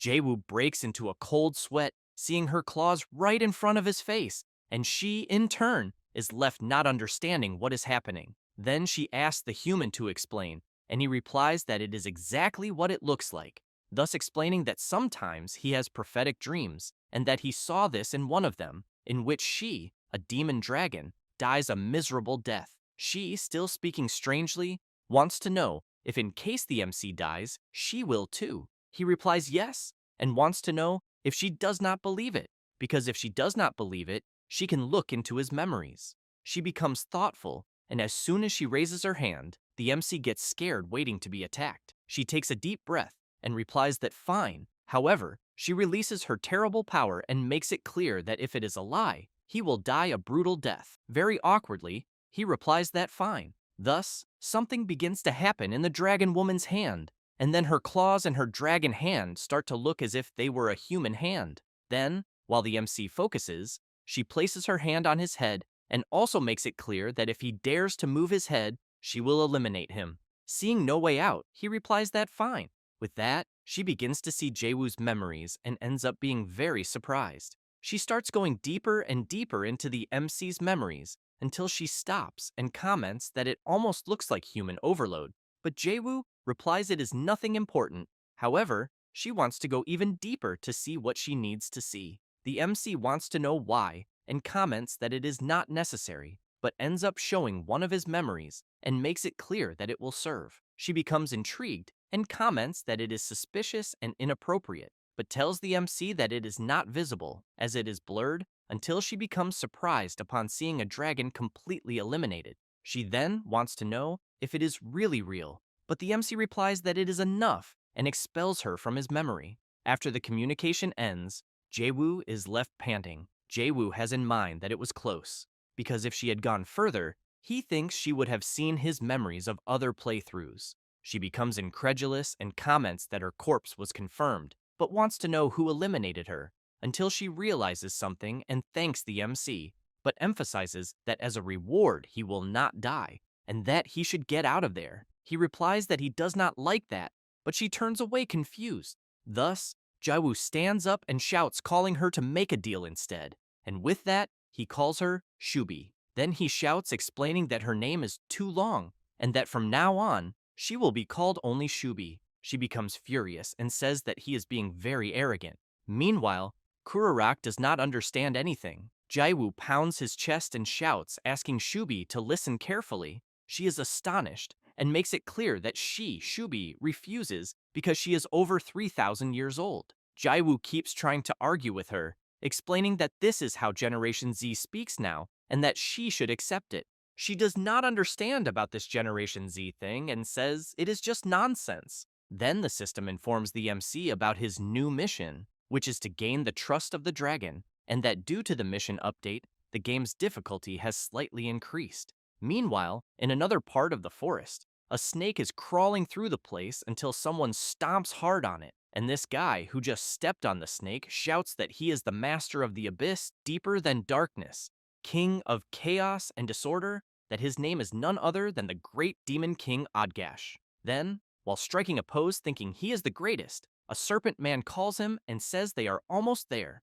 Odgash turns furious and makes it clear to the serpent man that he was in the middle of his entrance speech. He becomes frightened and immediately asks his lord to forgive him for disturbing him. However, Odgash sits down and asks him to forget it since his mood has already been ruined, until someone approaches saying that they are his subordinates and asks him to forgive them. Odgash is surprised to see that such a person ended up coming. Then he greets his daughter, Kalyoni, who in turn greets her lord. Odgash comments that he had promised that when the journey they are on ended successfully, he would grant one of her dearest wishes. Kalyoni thanks her father for keeping such a promise. He laughs and emphasizes that she is his beloved daughter, and that something like this is natural. Then he asks all his servants to listen carefully. Thus, he makes it clear that for the moment, they will march to Grossglockner, guarded by the demon dragon, and that the beasts under its control are nothing special, but emphasizes that the demon dragon itself will not be easy to deal with. Odgash becomes serious and emphasizes that no one needs to be afraid. Then he explains that all they must do is devour everything in sight and cruelly trample everything alive under their feet, and that as for the Black Devil, he makes it clear that it belongs to him. This is Odgash, the demon king of greed, and his ranking is 3rd place. Then he unleashes his terrible power and calls his children to set out for battle. Meanwhile, in the forest, the MC realizes that another new night has dawned and that, although they were disturbed by strange beasts and a dragon with confusing language, he knows that the mission is to collect as many valuable herbs as possible to bring back to Dresden. Therefore, he shouts for all his summons to act as quickly as possible. They soon get excited and Jayu orders them to take their positions. Then he sits and takes a deep breath, and Kururak brings him a mandrake cocktail. Jayu thanks him and asks the butler to bring one for Philly as well. While drinking his beverage, the MC thinks that if he had encountered a dragon suddenly in a place like that without having memories of his previous life, he would certainly be dead. But he wonders why this time everything is so strange, since he remembers Philip's betrayal and the sudden change in the dragon's design. But at least Valpergus's face was quite beautiful. Then he remembers something, stretches his hand forward, and asks for the main scenario to open. Thus, several screens appear in front of the MC, and, seeing something on one of those screens, he is very surprised, thinking that it is exactly as expected, because it was not just this time and that. Of everything that happened so far, nothing compares to the previous execution, because everything is completely new. He keeps in mind that he, Jayu, the best guardian of humanity, #1 ranking, remembers almost all the maps of Grossglockner, even every stone, since he knows it makes no sense to be confused about the places of the dragon's descent, and therefore he thinks that something is wrong. Then he decides to organize all this better, and starts with the Battle of Harfheim between the Elector of Steel and the demon Petsamut, followed by the betrayal of Friedrich, the Elector of Steel's helper, and then the crisis in the Great Convent of Valpergus. Then he realizes that the main scenarios are all the same, but the smaller events within them are different. Therefore, he considers that maybe the world he is in is not just a new world, but he really wants to know why it is so different, and if by any chance he is missing something. Until one of his summons gets hurt and the MC quickly wants to know what happened. The hobgoblin who got hurt tells his master that it was nothing, that he just got a little injured while collecting herbs. Jayu asks him to be careful, because he knows what can happen if the roots are scratched. While the hobgoblins comment among themselves that they will have to be more careful, the MC keeps in mind that, in any case, if he takes his eyes off even for a moment, problems always happen. The other hobgoblin asks his brother if he is really okay. He answers yes, and asks him not to worry. Jayu realizes that the two are brothers, and reflects that, thinking about it, Charlotte also had a younger sister, something he did not know in his previous life, until he gets scared by something, as he remembers the time when Charlotte's little sister went to the tavern and got angry. He also remembers everyone around the table laughing, then the High Abbess and Valpergus, and looking at his drink, he sees some ants passing by and concludes that since his position changed, his perspective was also altered, because he keeps in mind that in the previous world, his build was of Elector of Steel and the Emperor of the Empire, and a hero who saved the world. He also knows that he always started the worlds with extraordinary abilities and high attributes, but he thinks about the current moment, because nothing stands out, just a normal and plebeian character, and all he has are memories of countless plays he had, being totally lamentable compared to his other lives. But he knows that because of this, he could see the expressions of the people around him and the small connections he had despised, not to mention that he was finally able to see the face of the holy knight Valpergus.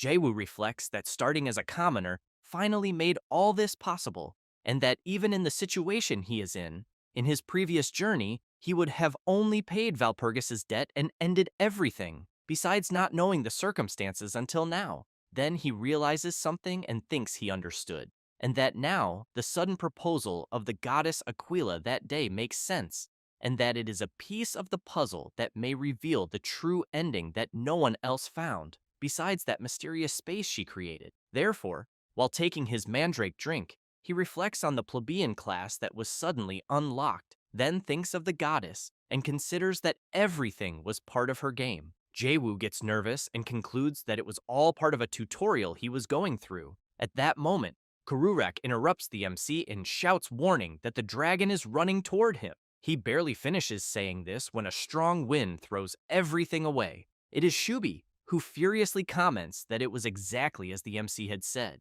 Jayu stretches and thanks the goddess Aquila for the expected result. The MC gives Shubi a slight wink, and, while she is confused, Jayu says that this made him realize once again that the game he is playing really is amazing. Then he shouts calling everyone to move forward, then thinks of Aquila and that he finally understood how to fully enjoy the world he is in, because now he will chew, savor, and properly appreciate it. Therefore, he gets excited again, raises his arm and shouts that a new strategy is about to begin. While laughing like a madman, Shubi and Kururak are left not understanding anything. Elsewhere, the Demon King Adgash is very excited with his huge axe, destroying everything in front of him. The other demons are thrilled with their master, until Kalyon looks up and tells her father that apparently something is approaching. He wants to know if it could be the demon dragon. It is the MC and the hobgoblin who crash to the ground. Adgash realizes that it is just a human and a useless hobgoblin, but Kalyoni emphasizes that more are still coming. Soon, an explosion happens right in front of them, and they wait for the dust to settle. As soon as it does, Shubi, very furious, demands that everyone leave her territory immediately. Adgash, upon realizing who it is, gets very excited and shouts, saying that it has been a while since he last saw the demon dragon and that he is there with a proposal. Then he asks her to just listen, because he thinks she will find the proposal very tempting. Shubi replies that she does not want to listen. Jayu throws something in her direction and quietly comments that they will begin. Shubi replies that she understood, spreads her huge wings, and with a stunning look, says that they will begin. Adgash comments that he understood and that apparently she wants to talk to him alone. Therefore, they both fly away from there, and the MC just watches them go into the distance.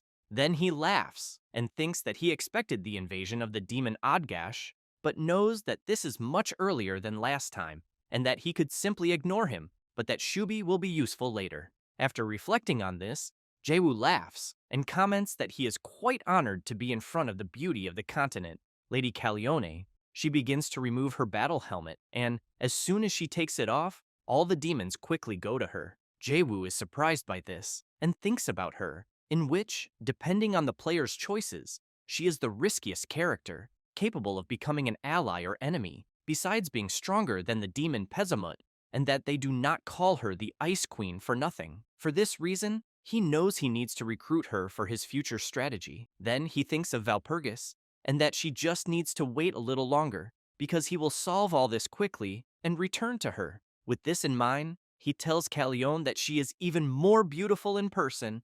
However, as soon as he finishes saying this, he has a weapon pointed at his neck. The demon nun stares at the MC. He knocks on the spear, apologizes, but makes it clear that he would like to speak with her princess. So he wants to know if a simple lackey could step aside. The nun gets furious and tries to attack the MC. Kururak gets furious, steps in front of the MC, and makes it clear to the creature that she is smaller than earwax. Then he makes it clear that if she wants to hurt his master, she will have to kill him first. Jayu laughs and comments to Kururak that apparently he has evolved a lot, since last time he ran away when they faced the demon dragon.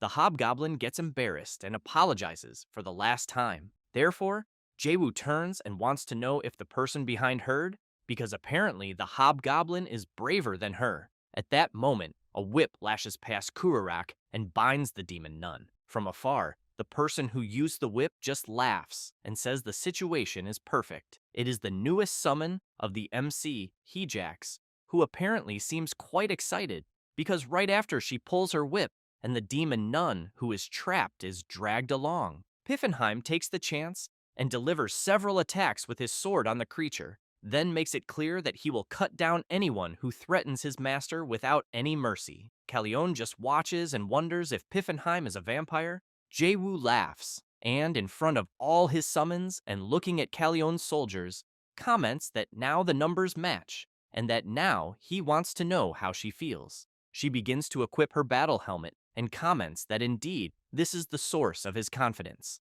However, she raises her huge sword and makes it clear that they are the legion of the army of the demon Lord Odgash. And with her power overflowing through her entire body, she shouts for all her troops to pay attention, then orders them to destroy everything and leave nothing behind. The creatures shout that they will obey Lady Callione. The summons of the MC shout that they will protect the MC. Both Jayu and Callione prepare and immediately rush at each other, crossing their swords. The MC is thrown back and she comments that it is quite impressive, as she would not have imagined that he could block her necromancy and her attack as well, and that apparently she thinks the MC really surpasses Pizamut. Jaywoo's arm trembles from the impact of the attack, and he comments that receiving so many compliments from a princess is an honor, but makes it clear that calling Odgash Demon Lord makes it seem like, if her father knew, he would cry tears of blood. He then emphasizes that she is the only daughter of the former Level 1 Aran Demon Lord, Kaimars, being Lady Callione Rominia Kaimars. She wants to know how much he knows. Jayu laughs and says that all of this is absolutely ridiculous. Callione wants to know why he is laughing, and the MC wants to know how he could not laugh, because being so ignorant and following the murderer of her own father is insane. Callione becomes furious and wants to know who killed whom. Then she thinks that her father was the person she respected the most in the world, and that she could feel the warmth in his gaze whenever he looked at her, which made her feel at peace and gave the other demons strength to believe in themselves. She knew that her father filled her with pride and that he was her own happiness. However, one day he was killed by Gorakalgam and Kaltus.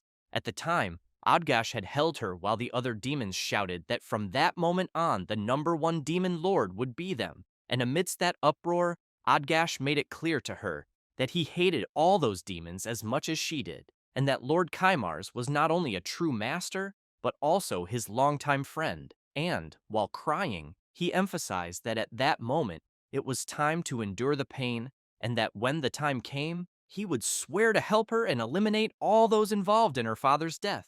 Therefore, Callione tells the MC that this is what Odgash had said, then tells him to shut up, and wants to know how he dares to insult her master. Jayu says that apparently she really got herself into a complicated situation, then throws a magic sphere, and asks her to take a look first at what he will show. The sphere reaches her feet, and she is surprised trying to understand what it is. Meanwhile, Odgash is laughing and commenting with the demon dragon that she is romantic in a certain way, because frankly, he is touched to be there alone with her. Shubi replies no, and that he and the others killed Kaimars, but wants to know why he saved Callione, the daughter of Kaimars.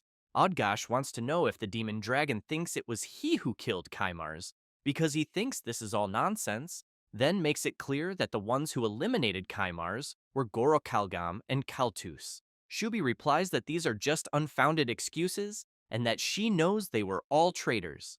Odgash gets embarrassed and comments that apparently the demon dragon is quite persistent. Therefore, he admits that she is right and explains that there is no way those idiots could have eliminated Kaimars. While saying such words, Shubi just stared at him intently with her magic eye, and where the sphere that the MC had thrown near Callione was, a live broadcast was shown, with him telling the whole truth and saying that he was the one who killed Kaimars. Then, Odgash said that when the other demons found out that he knew Kaimars' only weakness, they practically drooled at the chance. Callione is very shocked and says that she cannot believe what she is seeing, drops her sword on the ground, and, seeing Odgash saying such words, again says that it cannot be true, because she knows that he was her father's most trusted follower and was even like a sworn brother. Jayu thinks that everything is going as planned, because he thinks she is falling. Therefore, he remembers, before, while he was with Shubi and Kururak,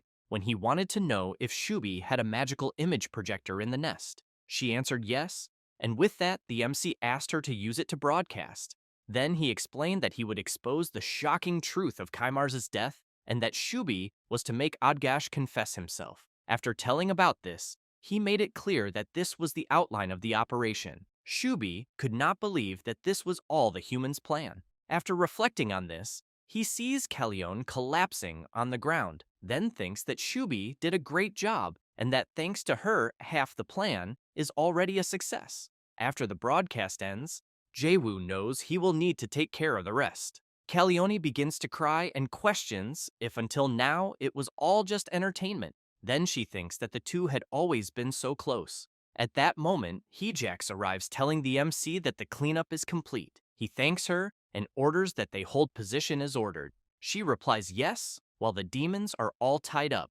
Jayu takes a deep breath and looking at Kallion desolate on the ground, comments that he would not have thought she would obey Odgash for 50 years without even knowing who the real enemy was. So he thinks her loyalty is quite impressive. She just keeps crying, but Jayu wants to know if she will continue standing there just lamenting. Then he goes to her and asks if she will not want revenge, because from that moment on, he will teach her the right of the true name of Kaimars, and that what she does with it is up to her. She thinks that it has been a long time since she has heard that. A spell that borrows the vast power of the cosmos, strong enough to wound even the archdemon, and that this spell was what made her father the #1 demon lord. Therefore, she wants to know how a stranger like the MC would know this, because only her father knew these details. Jayu thinks that he studied everything cover to cover thanks to the strategy guide, since he keeps in mind that this means he knows it inside and out,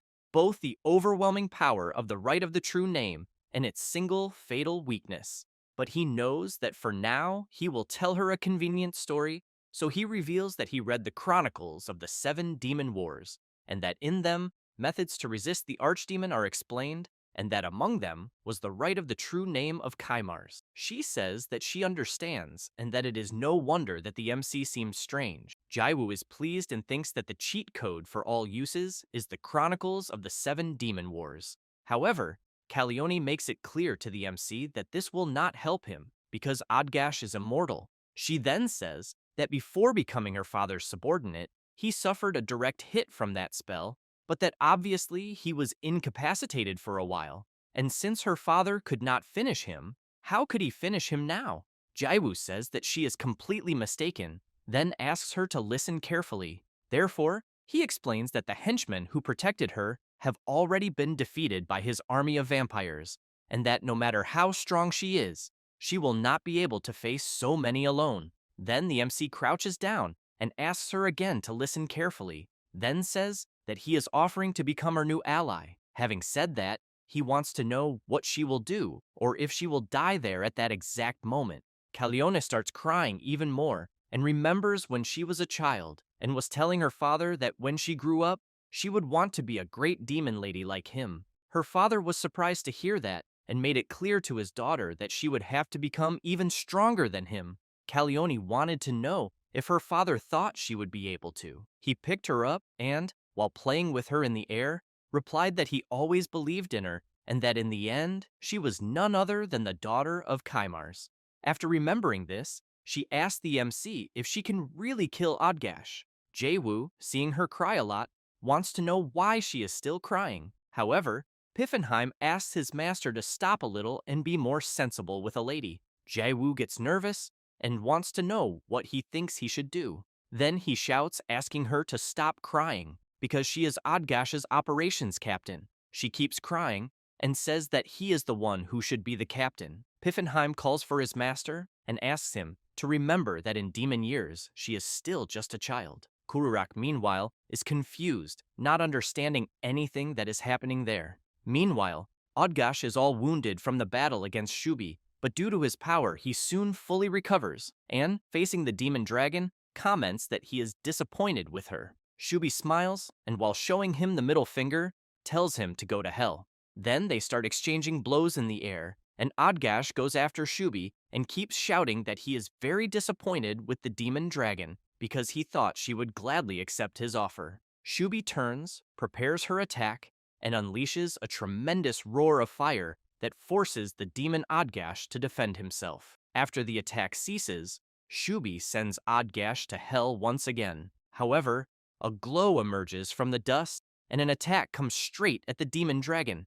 Odgash unleashes his monstrous power and, laughing, makes it clear that if that is what Shubi wants, there will be no other way. Thus, he leaps at her, prepares his attack, and as soon as he strikes, he slams the demon dragon to the ground. Shubi becomes angry and makes it clear that she will beat him to death. Then she begins to unleash her true power and transforms into her draconian form, releasing a powerful, shrill roar right in Odgash's face. The roar was so strong that, where the MC is, it was possible to feel the tremor. Jayu is frightened and wonders if it could be an earthquake. Kururak grabs his master and screams, asking him to protect him. Hejax laughs and finds the hobgoblin very cute, then comments that perhaps he will turn him into his pet. He, in turn, does not like it and yells back saying no. Piffenheim runs to the MC and tells him that Lady Shubi's mana is rising. Jayu comments that apparently it is, and thinks she might be breaking the polymorph. However, as soon as he says that, he sees the huge dragon in the distance. Piffenheim emphasizes that even so, he thinks someone like Lady Shubi should be able to resist. Jayu comments that apparently he really does not understand, then explains that the battles there in Grossglockner are a huge penalty for Shubi. The MC keeps thinking about something and soon calls for Calione. Thus, he makes it clear that her mission has become even more important, so he wants to know if she can handle it. She becomes thoughtful, but watching the battle between the demon dragon and the demon Odgash, she answers yes. Meanwhile, Shubi is attacking her opponent, and one of the attacks causes immense damage. However, the demon dragon notices something when looking back. Odgash managed to dodge and is about to strike his attack. With his power overflowing through his body, he laughs and says it is a contest of strength. Shubi prepares her attack again and releases a powerful dragon roar. Odgash counterattacks as well, and a huge explosion happens when the two attacks collide. Odgash is excited about the battle, but Shubi does not give up and intensifies her dragon breath even more. After the attack ends, Odgash is faced with a completely destroyed scenario and his body full of injuries. He laughs and comments that he cannot believe he is losing in a contest of strength. Shubi calls him arrogant. Then she makes it clear that the world is collapsing and that she will never cooperate with him. While his body is being restored due to his high regeneration, Odgash comments that then the dragon leaves him no choice. Then he channels his mighty power into his axe and throws it, but the attack goes in another direction. Shubi realizes where the demon is aiming, and it does not take long for a huge explosion to happen. Shubi crashes to the ground because she went toward the attack and stepped in front. Odgash starts laughing and comments that he is having a very pathetic view of the demon dragon. Then he shouts that he would never have imagined Shubi would lose in such a way. After the dust settles, Shubi returns to her normal form. Odgash slams the handle of his mighty axe into the ground with full force and says that he knew there was some reason for the demon dragon to be bound to the place they are, but unfortunately, he does not know what place it is. Shubi tries to get up, laughs, and showing her middle finger to Odgash, tells him to fuck off. He laughs and emphasizes that she is brave until the end. Then he raises his axe and says he will split her in two. She thinks that she has already done her part and that now it is her end. However, Jayu appears at the last moment and strikes Odgash. Then he makes it clear that now it is his turn. The demon is left confused, and Shubi, while lying on the ground, as soon as she sees that the MC has just arrived, feels happy and makes it clear that he is late. Jayu gets ready for battle, but when he turns and sees Shubi's condition, he starts laughing and comments that her face looks pathetic. Shubi gets angry and tells him to shut up, but then feels something and asks the MC never to let his guard down. At that moment, Odgash releases even more of his powerful power and, furious, calls the MC a leech and wants to know what happened to his Calione. Jayu wants to know if he is talking about her, so he takes a deep breath and shouts for Calione.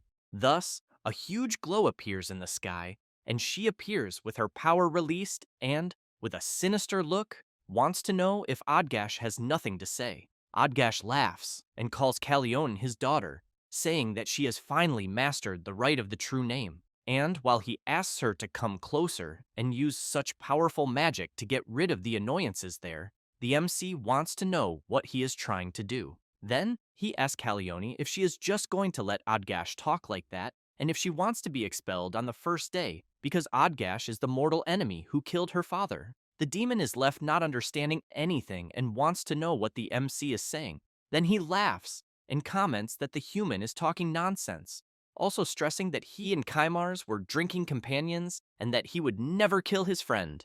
However, Shubi shows everything that happened before, with him telling the truth. Thus, he smiles, begins to release even more of his power, and comments that now he understands that Shubi was just joking. Jayu shouts, wanting to know what Shubi is doing, because she should bind him before he goes crazy. She asks the MC not to rush things, then uses her power, which causes some roots to sprout from the ground and quickly bind the demon. Calione seizes the chance and applies the magic circle of the right of the true name on Odgash, who in turn shouts saying that he is having a lot of fun and tells the brats to fall inside. Calione drives her sword into the ground, and her magic becomes even stronger, then shouts telling Odgash to just die already, then launches her powerful true right attack. Odgash takes the attack head-on without doing anything at all. The attack is so strong that it begins to destroy everything around the area of effect. After the attack ends, Calione puts her hand on her sword and takes a deep breath, and as the dust begins to settle, Odgash is lying on the ground, and she wants to know if she has finally managed to defeat him. Then she remembers when she was a child and was having fun with her father and soon begins to cry. However, something happens, and Odgash appears right in front of Calione with his mighty power released and comments that it was truly excellent.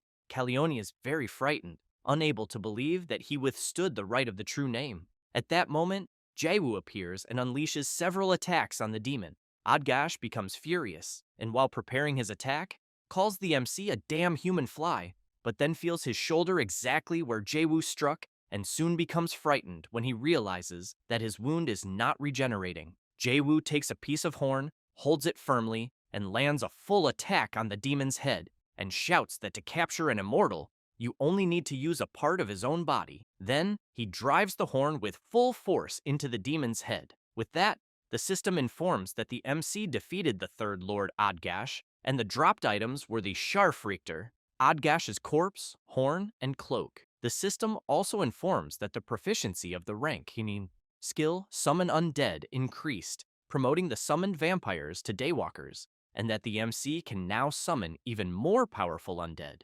Jayu acquired the skills Infinite Vitality, Black Lightning, Rank S Opera Nova, and the Rank SS skill Phantasmagoric Steps. And finally, he obtained the title of Hero. After that, Shubi is healing Calione and saying that it is over and that she survived, but that her mana is minimal, but soon finishes and leaves saying that comrades are like that. Calione keeps thinking about it, but the MC soon calls her and asks if she is going to stay still. Calione is surprised, but soon becomes happy and thinks that she has found a place where she belongs. After returning, the MC immediately gives the medicine for Dresden to take. She comments to her father that it is very bitter. He replies that even so, she must drink it all. Then he says that the MC and his companions risked their lives to bring the medicine to her. Dresden becomes excited and wants to know if by drinking it all, her father will fulfill her wish. He replies yes, and that he will grant anything, but becomes frightened when he hears the MC wanting to know if everything he asked for was resolved. Then he runs to him and tries to close his mouth so he does not say anything else. Thus, a little embarrassed, he calls the MC to talk and discuss business where his daughter cannot hear. After going to a reserved room, Jayu wants to know if everything is done or not. The merchant says that in fact there is strong opposition from the lighters. Jayu wants to know why those debtors are making so much noise. The merchant takes a deep breath and replies that he thinks it is probably because of the Elector of Saxony. Then he remembers that each of them went to see him and commented that they were VIP clients who spent a lot of money there and therefore wanted to know if the leader of the merchant guild would still go ahead. The blonde one even tried, asking the guildmaster to help him once more, since the Balia Guild and their guild are on friendly terms.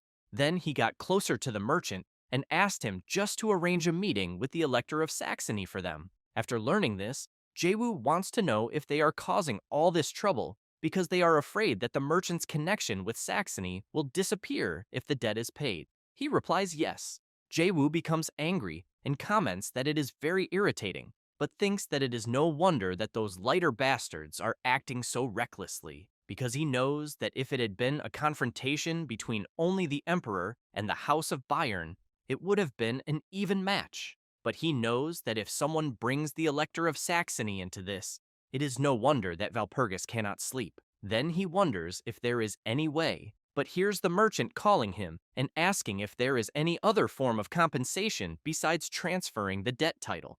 Jayu slams the table hard and, laughing, wants to know if the master of the Merchant Guild is good at making threats. Thus, after that, in the Belia Guild, the guildmaster is trembling all over looking at a document and, furious, wants to know what it is about, since they are saying that Saxony will eliminate them. Then he comments that they said that if they recognize the debt transfer, they would extend the payment period by 2 years. Then he wants to know if the merchant had no choice but to acknowledge the transfer to some stranger he had never heard of. His advisor comments that from their side there was nothing they could do. The master throws a jar with full force on the ground in his face and, furious, comments that he must go to the capital immediately, and that even if he has to cling to the emperor's back, he must resolve this matter by any means necessary and return. Meanwhile, Jayu is observing the notice from his system that the proficiency of the rank S skill of summoning undead has increased and that it will be promoting the summoned vampires to daywalkers. The MC is very pleased to know this and quickly decides to test it, asking Piffenheim to rise.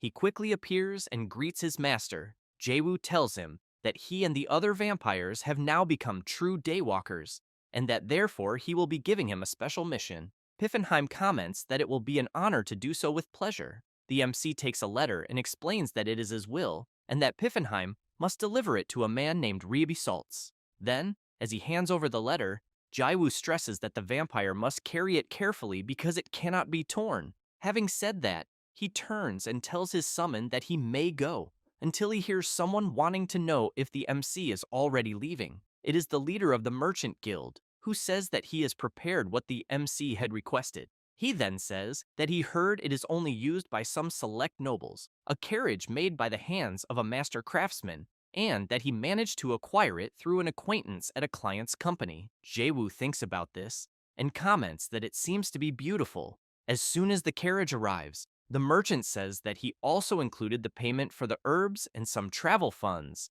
and that therefore the MC should have more than enough. However, a little curious, the guild leader wants to know why the MC plans to use such a luxurious item. Jayu says that he thinks he is going to use it to hit those bastard lighters on the head, but wants to know if the merchant is curious about how he is going to teach that to them. The merchant, in turn, imagines the scene and awkwardly replies that he is not curious.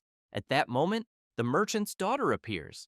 Jayu goes to her and emphasizes that she may be healthier, but stresses that she still needs to be careful for a while. A little embarrassed, she comments that she has something to tell him. Then she goes to the MC and gives him a kiss on the face, which leaves him very surprised. In contrast, her father is completely shocked to see such a scene. Calione is also speechless, and the MC is completely unable to understand the reason for this. As soon as the merchant's daughter says it is a gift, the MC quickly gets into the carriage and leaves at full speed, completely embarrassed. Edred calls her father and asks if he remembers what she had said about having a wish. Completely stunned, he replies that he remembers. She smiles and emphasizes that she wants to become the MC's fiancé, which leaves her father even more devastated since he always heard, when his daughter was younger, that she would always marry her daddy. Then, knowing that people grow up and afraid of losing his little girl, he shouts loudly that this cannot be happening. Meanwhile, the MC continues his journey at full speed. Calione says that the girl is a warrior and that she did not think she would try to win over the MC with such a bold move. However, she sees the MC clutching the money and wants to know if he really likes money that much. Jayu starts laughing and makes it clear that she simply did not understand. Then he emphasizes that this is how the world works, because it only works with money. But he becomes frightened when he sees the looks from Calione's underlings and asks them not to look at him like that. Then Jayu notices that he is receiving a call from his communication artifact. It is the Shadow King Kubalt, who, while laughing, says that he heard that the MC returned from Gross Glockner and that he thinks it is very good to know that he is still alive. Jayu makes it clear that he is indeed very much alive, but asks the Demon Lord to stop beating around the bush and get to the point. Therefore, the MC wants to know if the lighters have already left. Kubalt explains that his crows discovered it immediately and that he is contacting the MC because the information has just arrived. Jayu is surprised, thinking that it was very fast, and quickly wants to know what the Demon Lord discovered.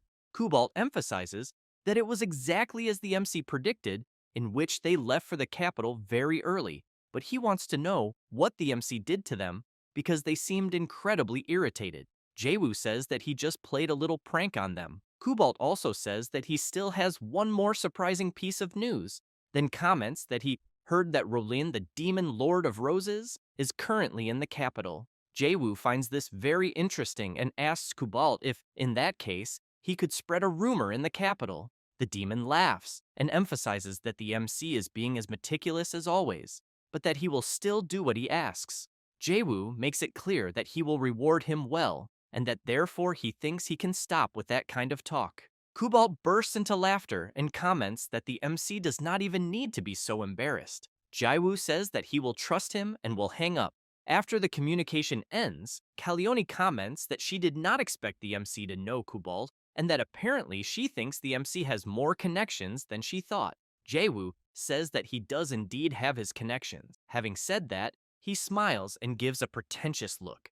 Calione immediately shouts, wanting to know why he is looking at her like that.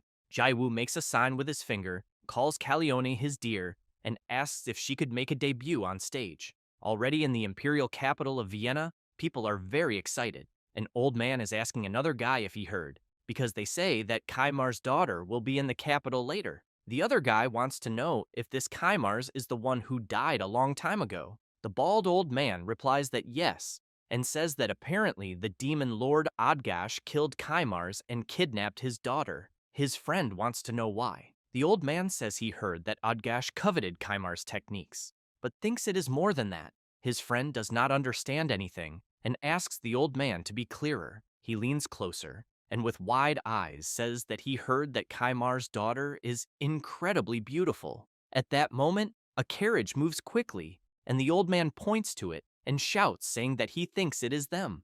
Completely embarrassed, Calione asks the MC if all of this was really necessary. He shouts that yes, and makes it clear that her face is like a strategic weapon. She comments that she thought weapons were things like great swords or battle axes. Jayu shouts at Calione, telling her that she should not say such crude things when they are beautifully dressed. She comments that people are not looking much, and that she thinks some things seem strange. Jayu asks her to put one hand over her face, the other hand on her knees together, and while Pilly does not like what she is hearing, the MC asks her to make the shyest expression she can. Then he makes a demonstration for her to see how it is. Calione wants to know if the MC really wants her, the action commander who used to lead an entire army, to do something like that. Jayu asks her to do it quickly, because people are already watching. She tries to argue, saying that she thinks the dignity of a commander goes down the drain, but Jayu does not want to hear it and wants to know if she wants to be fired, because if she does not, then she should leave. She feels awkward, clenches her fist tightly, which leaves the MC very surprised at what he is seeing, since she is doing exactly what he asked, putting one hand over her face and the other over her knees, and completely with a shy expression appears before the crowd. People are left with their mouths open, impressed with such beauty. She wants to know if she is doing it right. However, the crowd goes wild and starts shouting her name. Calione is very embarrassed and with tears in her eyes, wants to know if this is really right. Meanwhile, in a castle, the servants are all at their posts. Roland calls for everyone and says that they will have a very important guest. Then she emphasizes that she is deeply sad not to be in her palace of roses, because to her the person who will be there later is more important than the emperor, being more important even than any demon lord. Therefore, she shouts that she is begging. Then she comments that the chefs will prepare the most delicious meal they have ever made, and, to the servants, that they will make the place there more beautiful than her own palace of roses. At that moment, Lawrence appears, informing that the people she was waiting for have just arrived. Rolene is very surprised to learn that they have already arrived. Then she turns and asks everyone to do their best to make the day the best day of their lives for her dear Lord Kaimars.